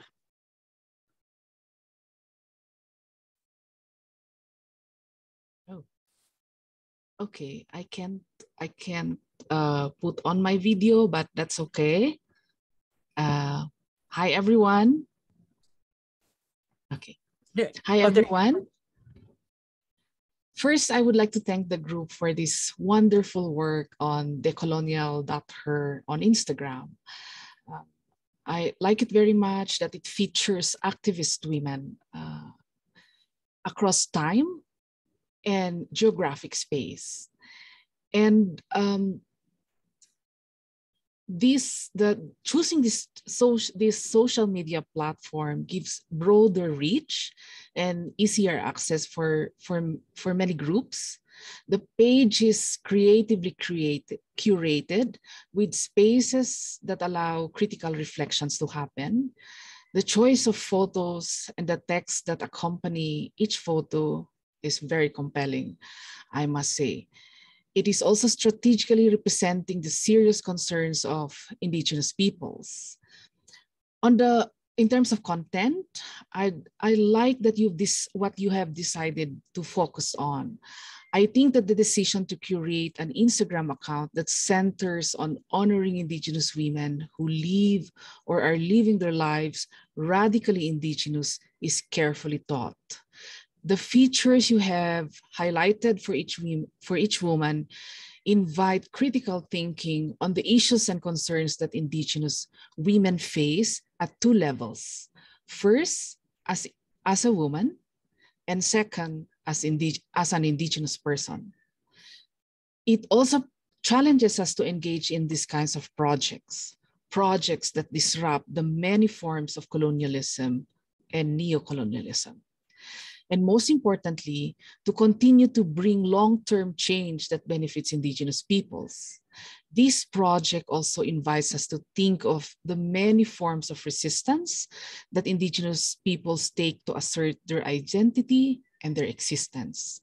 The Instagram account that you've created is full of assertions, various types of assertions of indigeneity. And this idea of assertions is unique in this work. The work also challenges us to act strategically to campaign for Indigenous welfare and rights. Finally, this work creates continuing awareness and vigilance for threats to Indigenous women, and more so for us to think positively for Indigenous people's sovereignty. So congratulations to the group. Congratulations, Alice, Autumn, Amy, and Jimena. Thank you for your passion. Back to you, Carolyn. Thank you so much, Leah, and thanks once again to the group for their super interesting work. So we're going to turn to the Q&A portion of the evening now, and I'm going to turn it over to Brianna. Miigwech, Carolyn. So for this portion of the evening, I welcome students to either unmute themselves or post their reactions in the chat to the different projects. I know we've been doing that all along, which is incredible, but if you'd like to comment on each other's projects, you're welcome to now.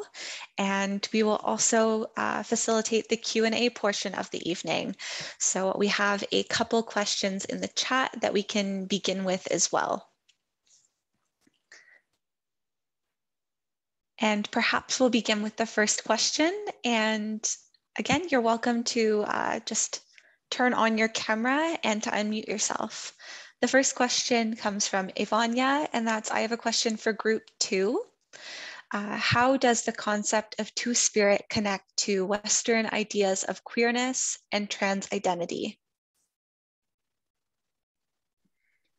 So this question is actually, I find it really interesting because I didn't explain this because how the term two-spirit actually came about was to specifically actually move away from the Western ideas of queerness.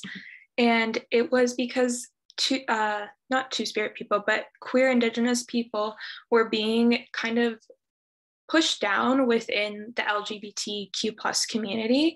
And they wanted to create a space to recognize their own different identities within Indigenous cultures. So two-spirit is an umbrella term, but there are specific identities, as we mentioned, that unfortunately the original names were lost due to colonization and language loss.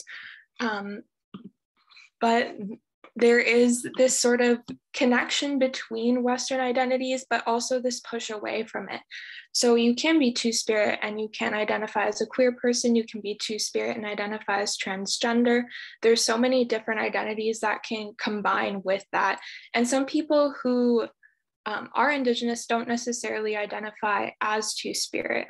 There's actually a really great book called Queer Indigenous Studies, which basically gives a very long answer to this question, but it's a fantastic answer to sort of how Indigenous people understand their place and also moving away from Western queer identities. Miigwech, Emma. We also have a really good comment in the chat and observation as well in how language loss relates to, let me just pull up the comment, sorry, the connection between language loss and queer identity as well.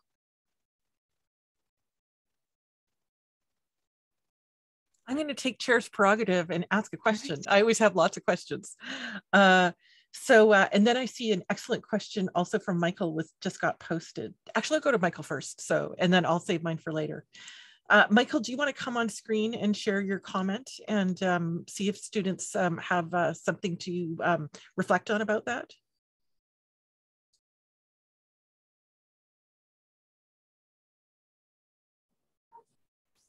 Me? Which comment? Oh, the bell hooks. Well, yeah, I've just been, I mean, I think many of us have been so profoundly shaken and so many of us have been influenced and impacted by the writings of bell hooks and are in mourning with her loss.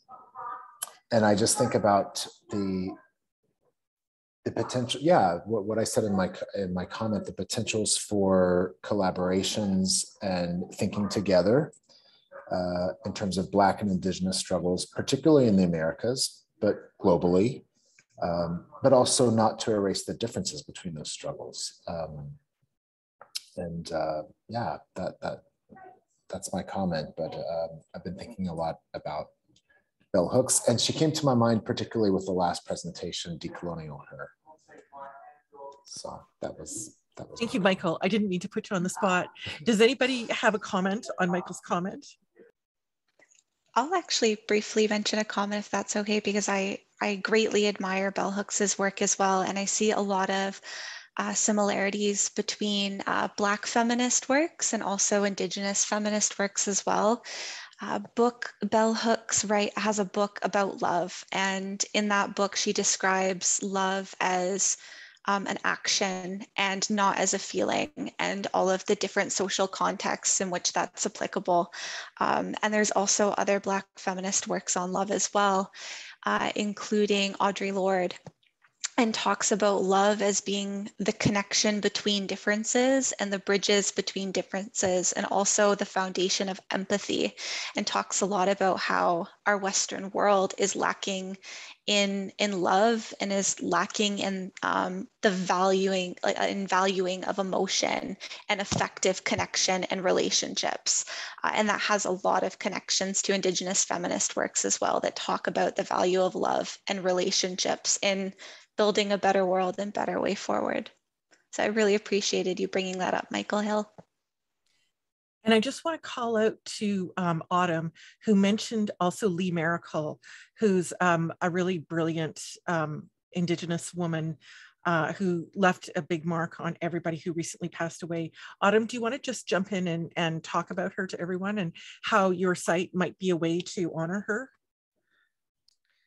Yeah, people like Lee Miracle are who we had in mind when we created this Instagram account. We want women who make important marks on their communities in different ways. And poetry is one of the most important forms of art expression, but also healing.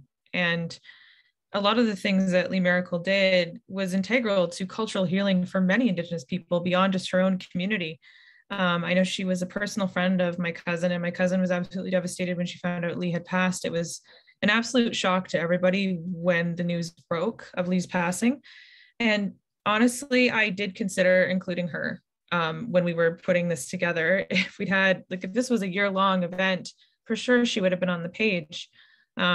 But people like Lee Miracle are who we want to be. We want to be people who inspire others. We want to take up space, like as I kept saying, take up space where we're traditionally not supposed to take up space. Like when you think of poetry, you don't usually think of Indigenous people, or literary studies. Indigenous people don't always come to mind, but because of people like Lee Miracle and the other poets that are mentioned on our Instagram, that is a space we occupy now. And I think it's really important that we acknowledge women because of the extra struggle we have of being female, but also Indigenous. And Indigenous femininity is very different from settler femininity. There's different ideas, there's different concepts, there's different viewpoints. It also even like depends on like, you know, which community you're from too. You know, what's the woman's role? I'm Haudenosaunee, so we have our clan mothers. Traditionally, back during the colonial era, when we were still operating, you know, completely on our own before the full invasion, you know, it was the clan mothers who would tell the war chiefs whether or not they were allowed to go to war. And that is such a powerful thing to be in charge of. Like, you're not going unless the women say so. And a lot of the men would bring their wives with them to council because they knew that their wives were intelligent and could provide insight in places they wouldn't consider looking. So I thought it was important to bring up Lee because her work reflects that time immemorial women's knowledge and women's being that is very specific to Indigenous women. Thank you so much, Autumn, for that. I really appreciate you sharing thoughts and prayers for Lee Miracle. So I do want to ask my question to group one.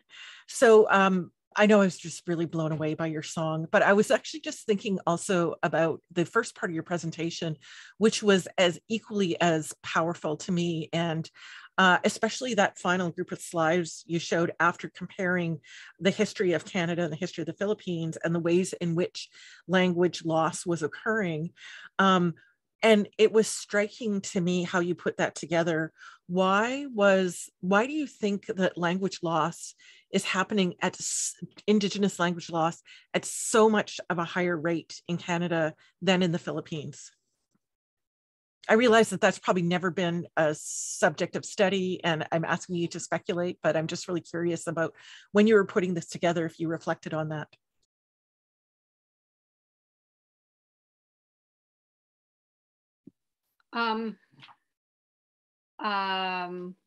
I can kind of speak to that. Yeah, I thought that was pretty shocking. Just how severe it was in Canada. And it's even worse in the United States, according to that chart. Definitely it's because of the government policies, the assimilation policies, the residential school system. There's no doubt about that. So maybe Ruth can explain, or one of my colleagues from the Philippines, about how they see that was different. How did you avoid that in the Philippines, that kind of devastation of the language loss? Because you had successive colonial influences, but in the end, you still were able to hang on to your languages to much greater degree than we did here. Go ahead, Donna, and then Ruth. Okay, hello. Right. So I think the main reason we were able to keep our languages is that geographically we have the advantage. We live in the mountains. So again, if we refer to the timeline, the Spanish colonizers couldn't manage to climb up all the way here. So we were able to keep our languages. And I can come up with another reason, number two, which I think is because we have a large number of speakers of the dominant Indigenous language. So the dominant Indigenous language keeps on proliferating itself while the minority Indigenous languages die off. So Ruth, if you could add on. Okay, another one of the reasons why is that during, like, for example, the Spanish colonization, they didn't bother to like teach Spanish really to the entire population, because somehow they thought that some of us did not deserve to know their language, something like that. So it kind of helped a little bit. And then also um, aside from being in the mountains, the Philippines in general is archipelagic, so it's scattered really. So there are many islands, and I'm not really entirely sure, but I think that geographic advantage being in several scattered islands was also an advantage to that. And I think Ma'am Leah would add more to that, or maybe even yeah add to that explanation more specifically. Yeah, please jump in, Leah. I was hoping you would. Yeah. I think it's because we kept our lands. The lands are there. We continue with untilling the land. We kept our traditions. So we maintain two levels of ownership of land. So there's the state recognized, there's levels of recognition by the state, but also indigenous peoples for many groups in the Philippines hang on to their lands. Even if there are several threats going on, including official threats, even if there is such thing as indigenous people's rights. Thank you. I loved hearing all of this, the geography and population and ownership of land. Sorry, Virginia, do you want to jump in? Yes, because all of a sudden it's coming to me what I should be saying is my family, the ones who really have the language very fluently, come from a community quite far north on the east side of James Bay, so in northern Quebec. Now that community, all along there, the Cree people up there in northern Quebec were not, they did not have a treaty. They didn't have the same kind of colonial history, if I can say it like that, as many of the Cree groups across the country. So Cree people live all across the country from Quebec all the way to the Rocky Mountains. But they had a very different government relationship. And so also this community where my family came from was really remote, very, very remote, no roads into it. And it wasn't until the 1970s when the Quebec government wanted to build the giant James Bay power project that they had to create a modern day treaty with the Cree people. And by that point, they had some really well-educated and savvy young leaders who said, well, we want a completely different deal here. And they insisted that they wanted to have control over their education. And as part of that agreement, called the James Bay Agreement, the Cree people created their own Cree school board. And they also created Cree immersion programs for the first 3 years of school, I believe it was. And that ensured that the language was going to stay intact, to teach to be sure that the young people the very young people were learning it.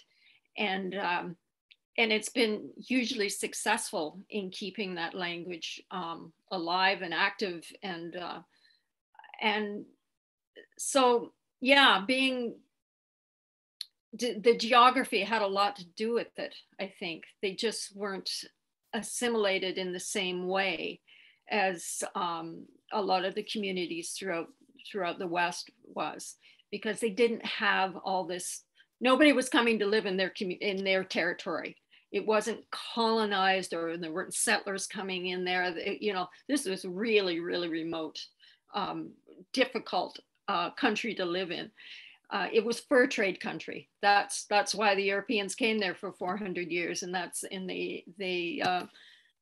it's the Europeans that actually assimilated into the Cree culture, and so it has a very unique history in that way for that specific geography. It just shows us here, which is, I think, one of the tremendous values of this course is that there's so much that comparisons brings to the project, brings to your thought processes. Like, I find that comparisons always make me think about my assumptions and ask different questions about the place that I'm focused on. Go ahead, Ruth.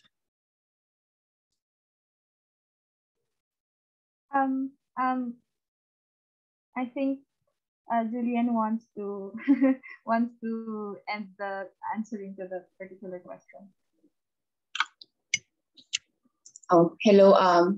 So yeah, being indigenous, we had similarities of having experienced misrepresentation and our attempt to heal from decades of colonization, both Philippines and Canada.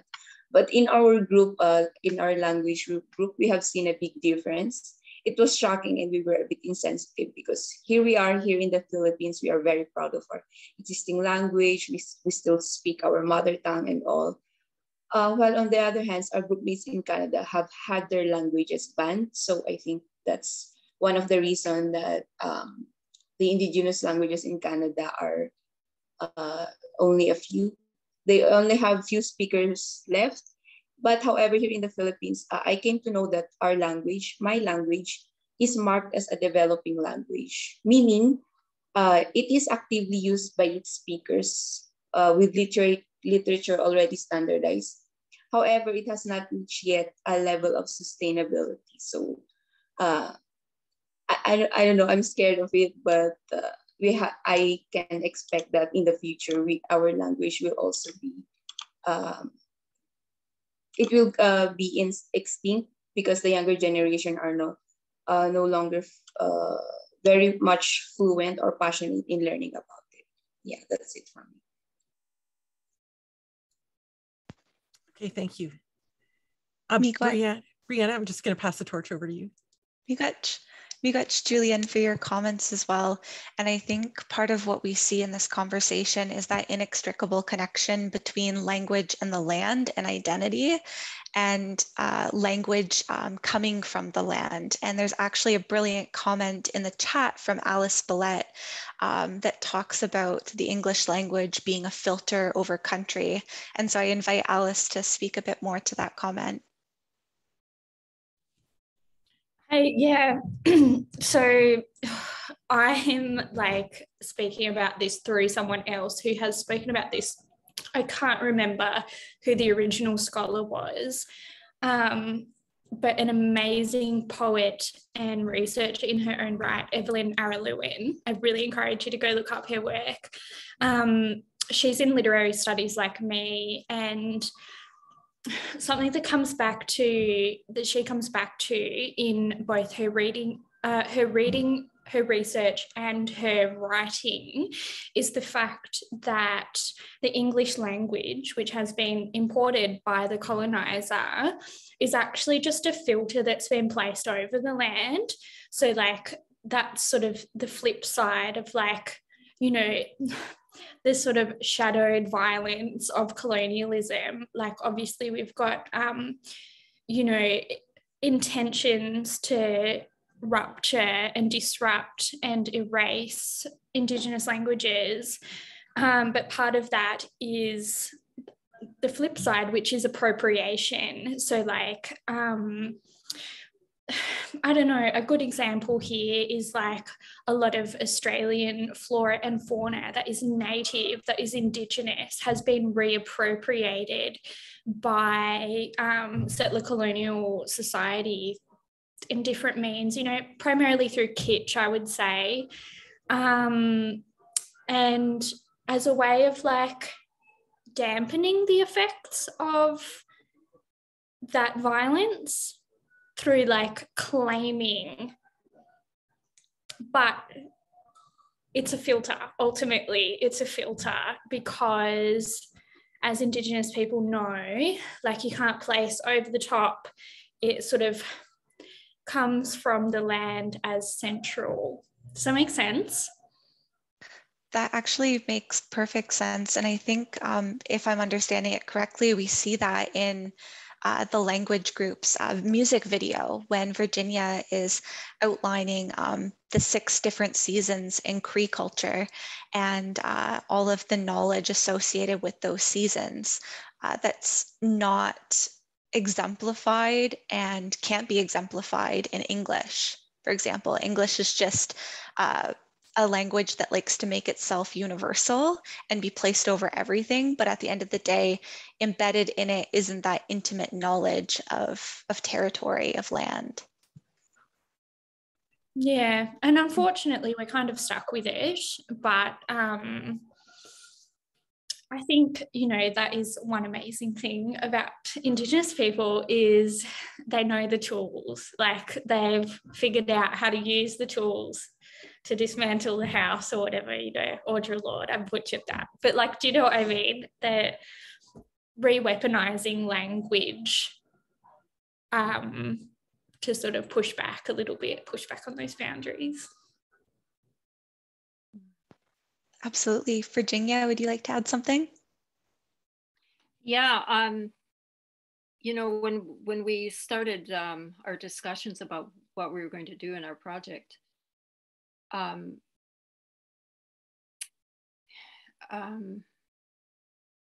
me, I eventually started to see that the question was, how can we regain our languages? What strategies? We talked a lot about that, and we talked about that throughout the course. And for me, it suddenly became about connecting to land. Is that if you could learn, if you wanted to start to learn your language again, because this has been my journey for many years, trying to learn the Cree language, that one of the ways to do it is to connect with the knowledge of the land. And so those words, the words for the 6 seasons of the Cree, of the way, in the worldview of the Cree people, especially where my family's from, it's about living with the river. The river dictates everything about your life. When you live in these communities that have these big rivers, everything is dictated by it. And so there are times when you can't cross, when it's not safe to cross. You have to know the river. You know, it's a matter of survival. A lot of times it's to understand the nature of the land and to know the words that describe that. So that's why I had this vision. It actually started, if I can explain this more thoroughly, back when the residential school story broke here in Canada in June, of the unmarked graves of the children in Kamloops. I was working with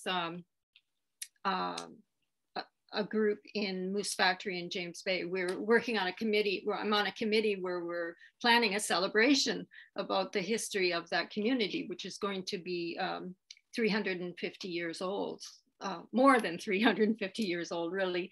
But from the time of contact, it'll be 350 years next year. And when that news came out about the graves, it deeply struck me, but also everyone in that committee, everyone in that community, all across that country. And it really, we were just really stunned about how can we possibly celebrate this heritage that we have, this 350 years of contact. You know, where do we go with this now? And it was a real dilemma for us. And I won't go in. I mean, we have worked through it. You know, this analogy of the canoe, that we're in a canoe together and we're going to make this work. And maybe our efforts now are more important than ever to bring the community together. But there was one night I just had this dream, and I woke up in the morning, and it was like the river had spoken to me. And when I woke up, there was this poem coming out of my head, and I just had to, like, what's going on here? You know, I was barely awake, and I just got up and I got a piece of paper and a pencil, and I just started writing as it came. And so this is a long epic poem. It's not exactly the same as what I shared in this, but it goes on for 4 pages. Like, it's a very long poem. And I was really stunned, like, where did this come from? But I realized as I read it, it's through my own experiences of knowing that river and being in that place, in that territory. And when I read it to one of my friends who lives in Moose Factory, she said to me, she said, "This is traditional knowledge." And I never thought of it as me as having this traditional knowledge. I always seem to be seeking it from other people, but somehow now I have, it's in me now. And another Tlingit elder, Alaska, who I do a lot of work with, shared with her, this is her reaction was, this is a powerful poem of healing. And that's where I thought, you know, I have to do something with this poem eventually, and I will. But just being in this course and working on this group project, I thought I can put more Cree language into it. This is what I wanted to do. I wanted to be able to use more of the Cree language in it. So what I ended up doing for this particular performance was sort of rewriting it or taking excerpts from it, but putting more Cree language into it, and just sharing what I know. And that's, which isn't a lot, but it's I hope it encourages other people to do that. And it's I just made a determination from the Truth and Reconciliation Commission recommendations. I remember Murray Sinclair saying, he was the head of the commission. I heard him in an interview say that he said, don't be overwhelmed by all these recommendations. He said, just take one of them and act on it.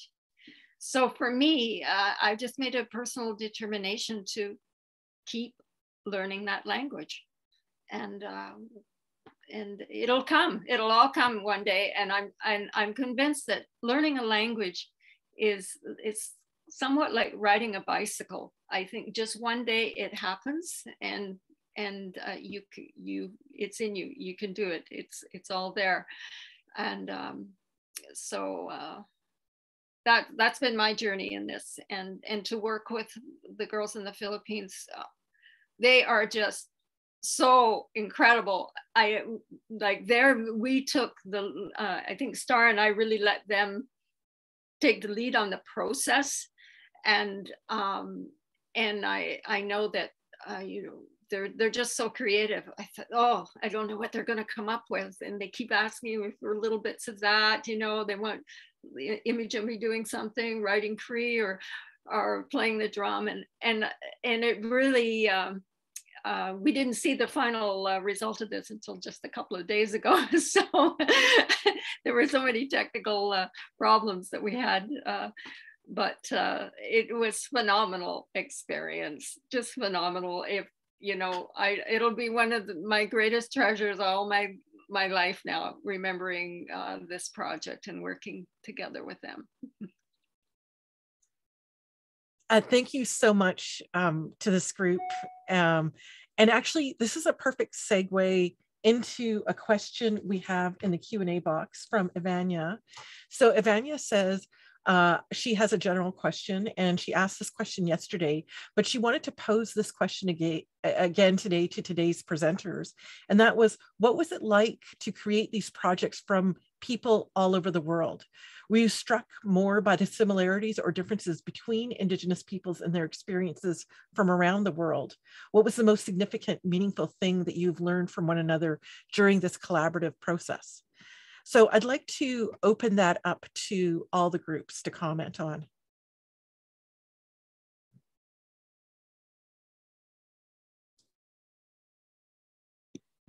I just want to add before I forget how I was really amazed at how Ruth and Donna and Julianne were able to weave our cultures together in that piece. That and that was the magical thing about it, how they wove it together. And so I'm just so grateful.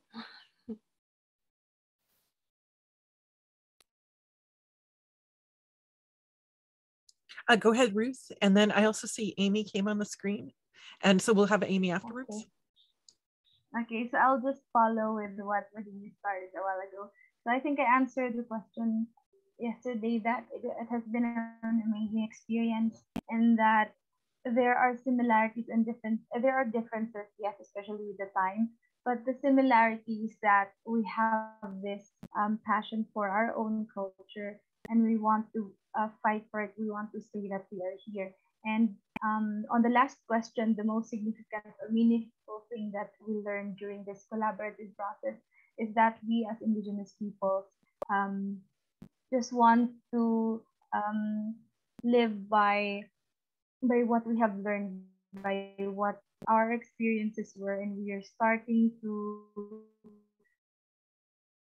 re-indigenize in our communities, and that is very powerful. That is a wake-up call for me, and I think to most of us, that hey, there are also Indigenous peoples from all over the world with the same passion, with the same causes that I am pushing forward. And then, hey, I can learn from them, and I can learn what they did, and I can also maybe do that in my own community. And as for the collaborative process, the instruments there, the hand drum by Virginia and a star, and also the flute, we actually combined it, the audios of the recordings of also the Cordilleran instruments here. So we put them together, and then I was just amazed about at how naturally they just went together. Like they're from one community, I think. And so I think I was editing the audience, said, oh my gosh, it just went together well, and it speaks that all of us Indigenous peoples from all over the world, we are going in that same beat, that same heartbeat, saying we are here, we want to be heard and no longer silent. And that's the beauty of it. Thank you. That's it for me. Chimigwe Truth. Amy, do you want to jump in here? Yeah, I think what stuck out to me on this question is like the similarities and difference as an aspect, because we do share so many similarities. But what I took from this experience and working with my group was not our similarities, but our differences. I think we all share like similar relationships to colonialism and similar experiences in dealing with that. But I think we're all so different, and our cultures are all so different. And that's kind of the beauty of doing this, is that we're not a monolith. We're not just Indigenous people. We're people from many different communities and nations who are so rich in culture and history that just getting to work with people from all over the world and like share in these differences has been a breathtaking experience. And I'm always one to emphasize that we're not a monolith, that we're all here celebrating differences. And that's important. I think we always focus on similarities too much. Oh, we're so similar, but we don't have to be similar. Because being different is what makes us unique. And it's, I would even say, what makes us Indigenous people. But I think we all brought very distinct cultural understandings to this course. And I think my group mates all brought distinct cultural understandings to our group project. And we all highlighted women who are different, who probably don't share similarities in the way they did things, in the way they lived. And that's also just as beautiful as experiencing these similarities. Amy, can I actually call out Emma and Victor to reflect on this question from their group?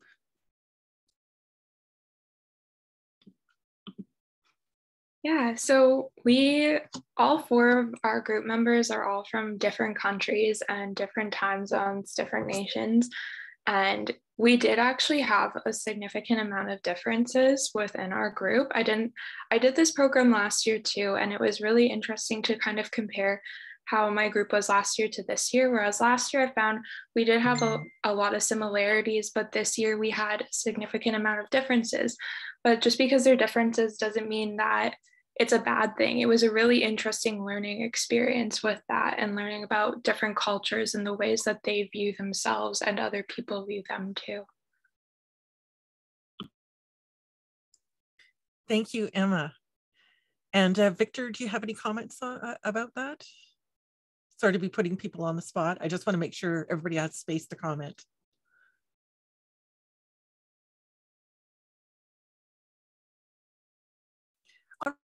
That's totally okay.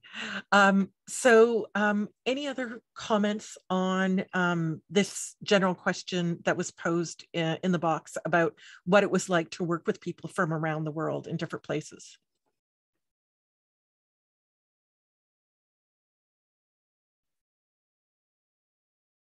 Okay, I think we have time for one more question. And I know Brianna has had a question in her pocket for a while. And so I'd like to call in Brianna to ask her question. Yes, I have a burning question, and I see that Autumn is ready to answer. The question is, do you see your Instagram space as speaking to Indigenous conceptualizations of matriarchy, noting that those are different around the world in the celebration of difference? And do you see your Instagram space speaking to what perhaps it means to be a matriarch in your different respective cultures? I'll take this first, then I'll pass it on to Amy, because I bet Amy's got a different point of view than I do. So I'm Haudenosaunee, and we are a matriarchal matrilineal society, as Brianna knows, as the fellow Haudie in the class. So that means that our identities come from our mothers. So my mom was Bear Clan, which makes me Bear Clan. And it's funny because I have a Snipe Clan name because my grandpa chose my name, which came from his mother. So technically I'm supposed to go through and have the clan mother choose a name for me, but I'm really proud to have my great grandmother's name. So I've chosen to keep it for the time being. And in terms of matriarchs on our Instagram, a lot of these women are strong matriarchs in their communities and incredible leaders. And I also think it's important right now because we are living in 2021. We're living in a time of intense climate change, a lot of difficulties with housing, and especially where I live in Toronto, there isn't really a living wage. Well, there isn't one.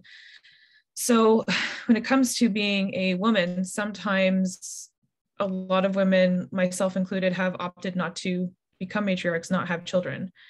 And I think it's important to make space for those choices as well. That the important thing now about being a woman is the ability to choose. We need matriarchs, but we also need people who don't have children, who are able to lend hands in ways that matriarchs may not be able to. Like, I want to be an important part of my community of being someone you can call upon. You know, if someone needs help with their children, if someone needs help in other ways, like I want to be there in that way, because in my opinion, the creator did not put me on this earth to become a matriarch, but to become an important part of my community in a different way. So I think celebrating matriarchs is incredibly important and must be on our Instagram page, but also celebrating people who aren't matriarchs. And also what does it mean to be a matriarch in 2021? What does it mean to be a strong Indigenous woman now? And a lot of the women we did choose, like I said before, are those strong matriarchal women who are holding on to these important values that have been here since time immemorial. I'm going to pass it on to Amy because I bet Amy's got some awesome insight as well. I think we have to think about, like, yeah, what Autumn said, what it means to be a matriarch now and today. And I think about my own cultures. Well, in Inuit culture, we're family units. So we don't necessarily have matriarchy, but I don't think that absolves Inuit women from being strong leaders within our communities and within our families.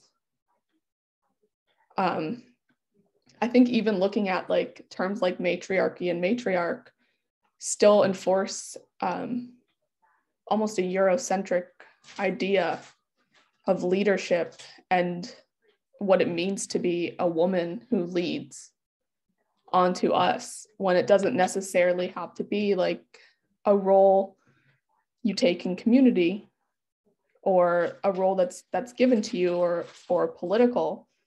It could be actions you take in your own family and in your own society. And maybe these women weren't considered matriarchs in the way we would think of a matriarch. Maybe they didn't lead their communities or offer guidance in the way we would expect, but I think every one of them contributed a way forward at some point in their life throughout their whole lives that would allow them to take on the title of matriarch now, and even these younger women to assume that title. But I also don't think assuming that title would make them any less powerful or any less leaders.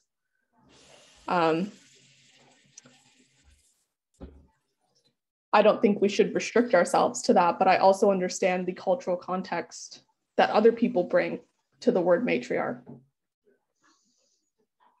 I do think, to speak to your point though, that like, I do think all these women, yes, show us how to lead as women, show us what we're capable of. And I think they are matriarchs in their own right if we have to use that language. And I think they've all earned that title and that respect.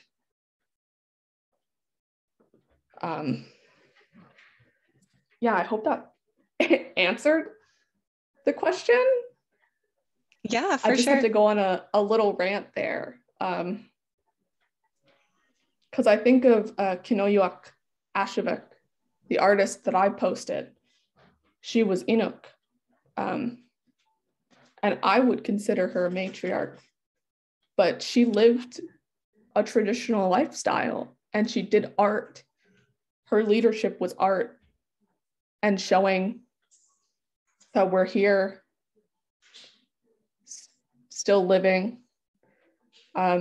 still sharing, still being our cultures.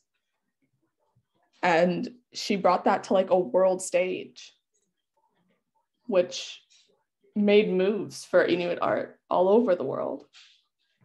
And I think, yeah, I think of her as a matriarch, but I don't know if she herself would have called herself that, is kind of to my point as well. And I think that's the point. It's not a title that you give yourself. It's sort of like, I guess, a conceptualization that your actions speak to, if that makes sense. And also just wanted to point out, and I think it's something that you brought up that's really great, is that there exist words in English such as sovereignty, such as matriarch, that have one conceptualization and one understanding in the Eurocentric worldviews, but also a completely different understanding and concept in Indigenous worldviews, even though it's a word in the English language, because Indigenous people have completely, all over the world, have completely different understandings of what sovereignty means to them, and also in terms of what matriarchy would mean to them as well. So thank you for Miigwech Niawa for speaking to that point.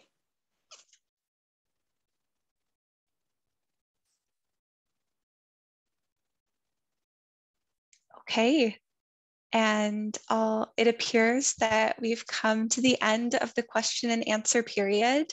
And thank you so much to everyone who engaged with the presentations and who asked excellent questions and who commented as well. The answers were very brilliant.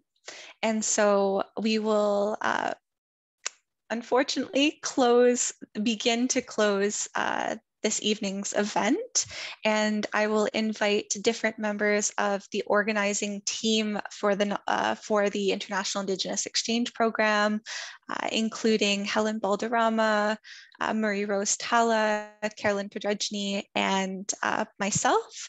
We will offer some parting words, and then yes, we will do a quick group photo at the end. So I would like to call up Marie-Rose Talla first to offer some parting words.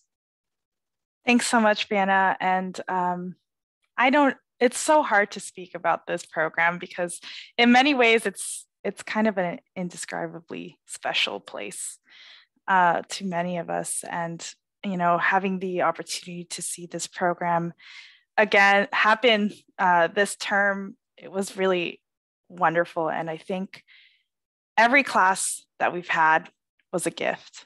Every student brought a gift, their gifts of knowledge and experience, of being vulnerable, of being supportive to one another.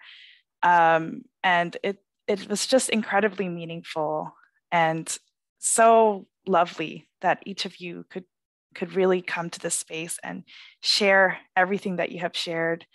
And I'm just, you know, very touched. And I'm just always going to be emotional about this program because it, you know, there's just such amazing supports and community that has come from this program. And I'm just very grateful for each and every one of you for bringing everything that you brought to the program. And thank you so much for being here and sharing all of your knowledge today. And I think I'll just pass it over to the next person before I get too emotional. It is more than okay to be emotional. It meant that this program was impactful. And I will call up Helen to offer some parting words as well.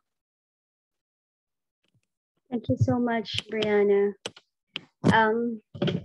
It's always very difficult to not be emotional. And again, I thank Brianna for always bringing me back, you know, calling me in to say that, you know, there are things that, you know, and emotion is positive or something to not be embarrassed about. But like what Rose had said, this program is so special. It's one of the, for me, it's really one of the bright lights from the pandemic, to be very honest.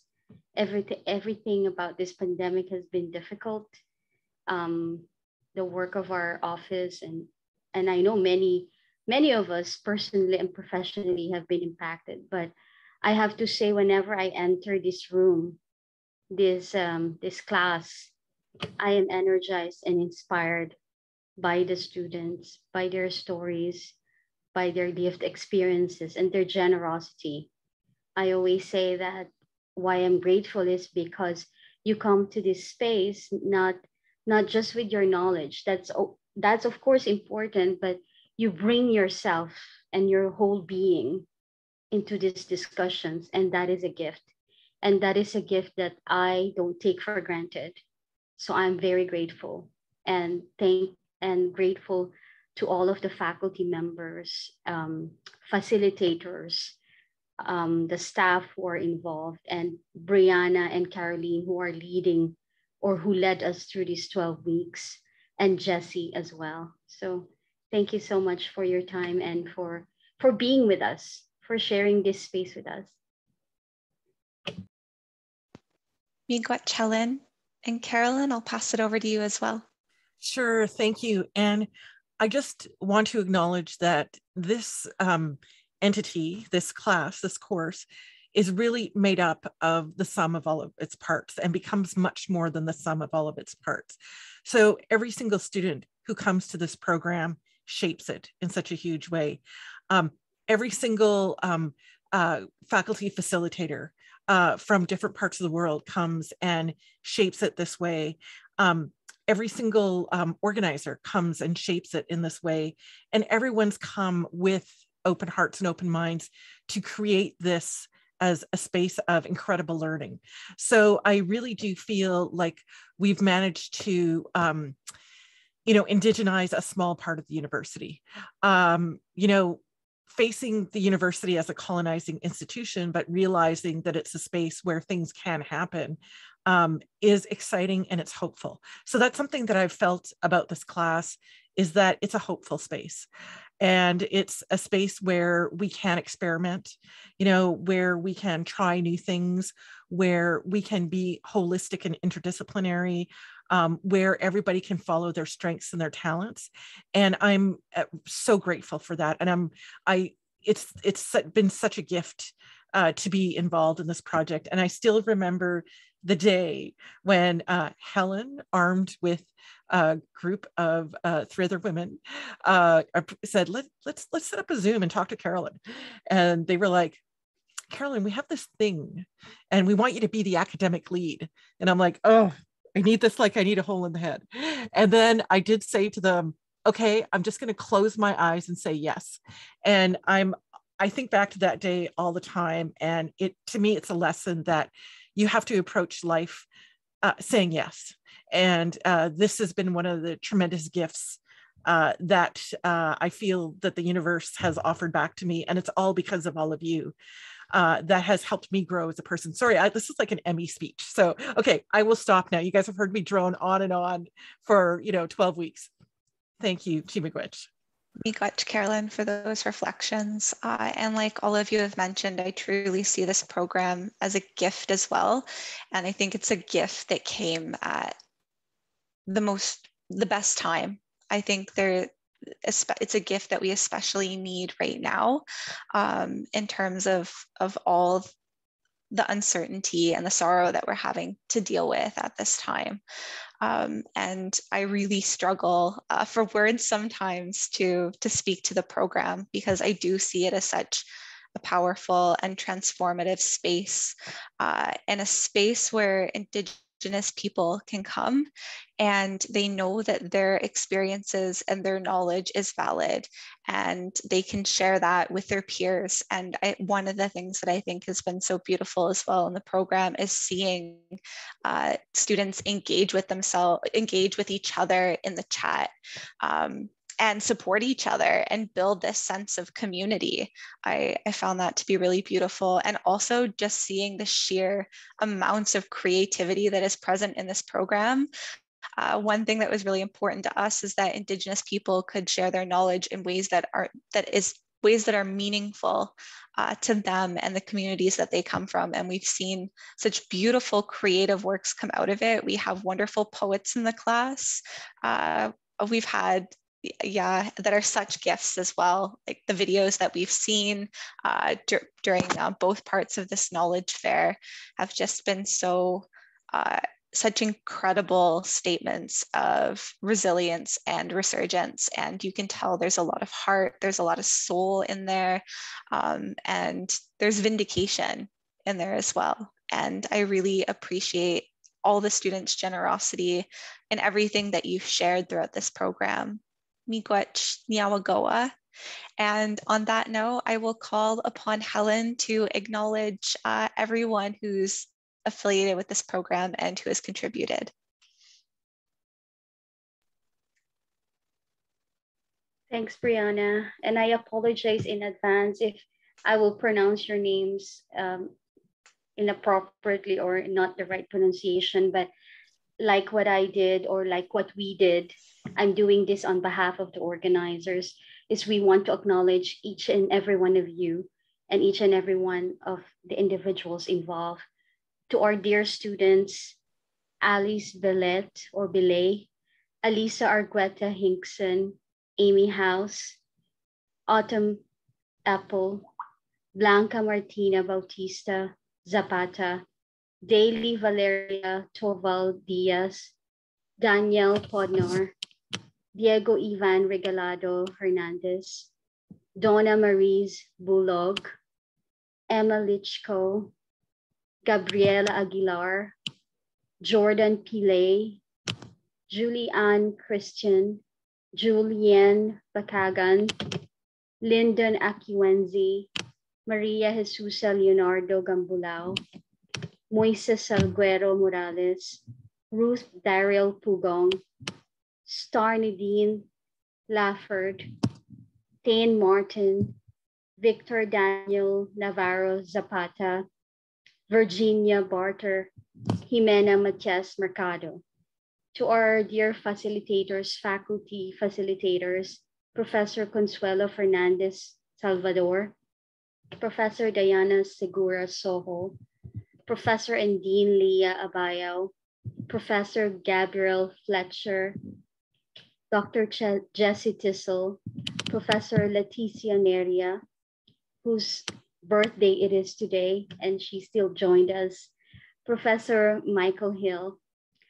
To our guest speakers, the knowledge keepers who shared their time with us during the weeks, Amy Desjardins, Bonita Lawrence, Colin Nicholas, Deborah McGregor, Helen Knott, Jonathan Rangel, Jody Satur, Jordan Abel, Kenzie Allen, Melinda Kennedy. To our dear interpreters, our colleagues at the Glendon College Master's Program of Conference Interpreting, to our colleagues who are joining us these last 2 days, Language Marketplace, our international partners, of course.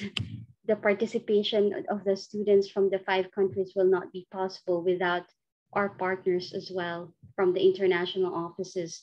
Brianna Watt from Deakin University, Alex Rendon Ayerbe from Universidad San Francisco de Quito, Anna Martin from University of New South Wales, David Osvaldo Huerta Harris, and Patricia Montano from Tecnológico de Monterrey, Dr. Floria Gutierrez and Raul Ramirez Brenes from Tecnológico de Costa Rica, University of the Philippines, Baguio. To the internal partners or community partners at York University, Liberal Arts and Professional Studies, our Associate Dean, Lily Cho, who is one of those 3 ladies who approached Caroline. That is Lily Cho, me, and Vinita. Katie Gribbons, of course, who also supported us and in this program, reaching out to students and the community. Randy is with us, and I believe he's still with us. Randy, who is from our Center for Indigenous Student Services, of course, also one of the first units who said yes to this program and supported us. To the Roberts Center of Canadian Studies, our colleagues at the Learning and Technology Services, Grant is here, and our colleagues, and Vinita Gangatharan, our Executive Director, York International, who is always championing this program and will do moving forward. Thank you so much. And again, apologies if I mispronounced your names. Miigwech Helen. And on that note, I will call upon Ruth Pugong to close us off with such a powerful and beautiful poem.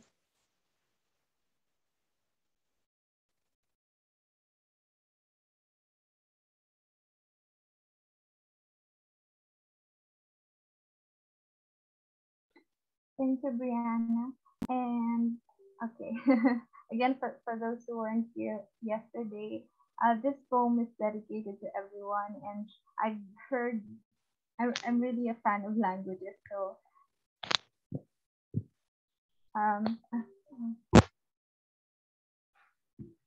Oh, so can you hear me clearly now? Okay. I'm really a fan of languages, and I've heard them, these beautiful phrases from the different languages all over the world. So I had to make this poem for all of you. So this is entitled Wade Sudya, which is we are here in my native language, Kalei. So, well, here goes. The words that come before all else is your presence here. It will stay even after you leave and will always be so clear.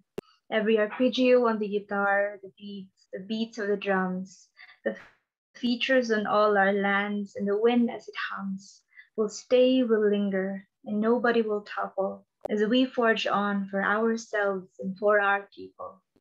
Now let us add more voices to the thundering war cry for the world we want from the depths to the sky. Seko, kaya good ni ageo ni nasko mo. See, we are all connected from now on. Consented hugs all around, and let our indigenous voices and colors fly. Nakumek migwech iyaman, wekte basra, never goodbye. Oh gosh. Miigwech niawago, Ruth, for such a beautiful poem. Okay, that concludes the knowledge fair for this evening, and we ask all of the presenters and faculty members to stay behind so we can take a group photo.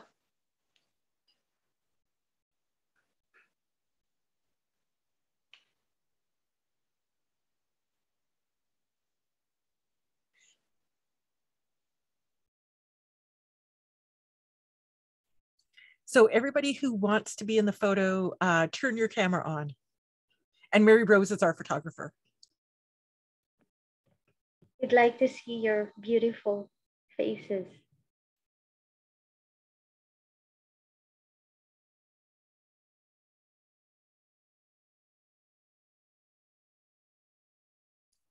All right, I will count us down.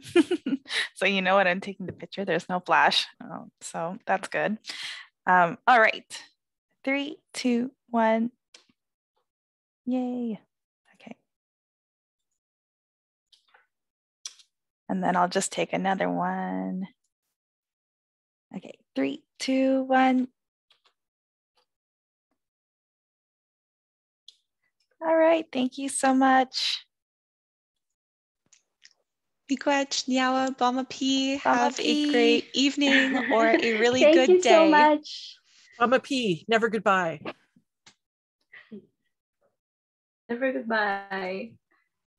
Bamapi.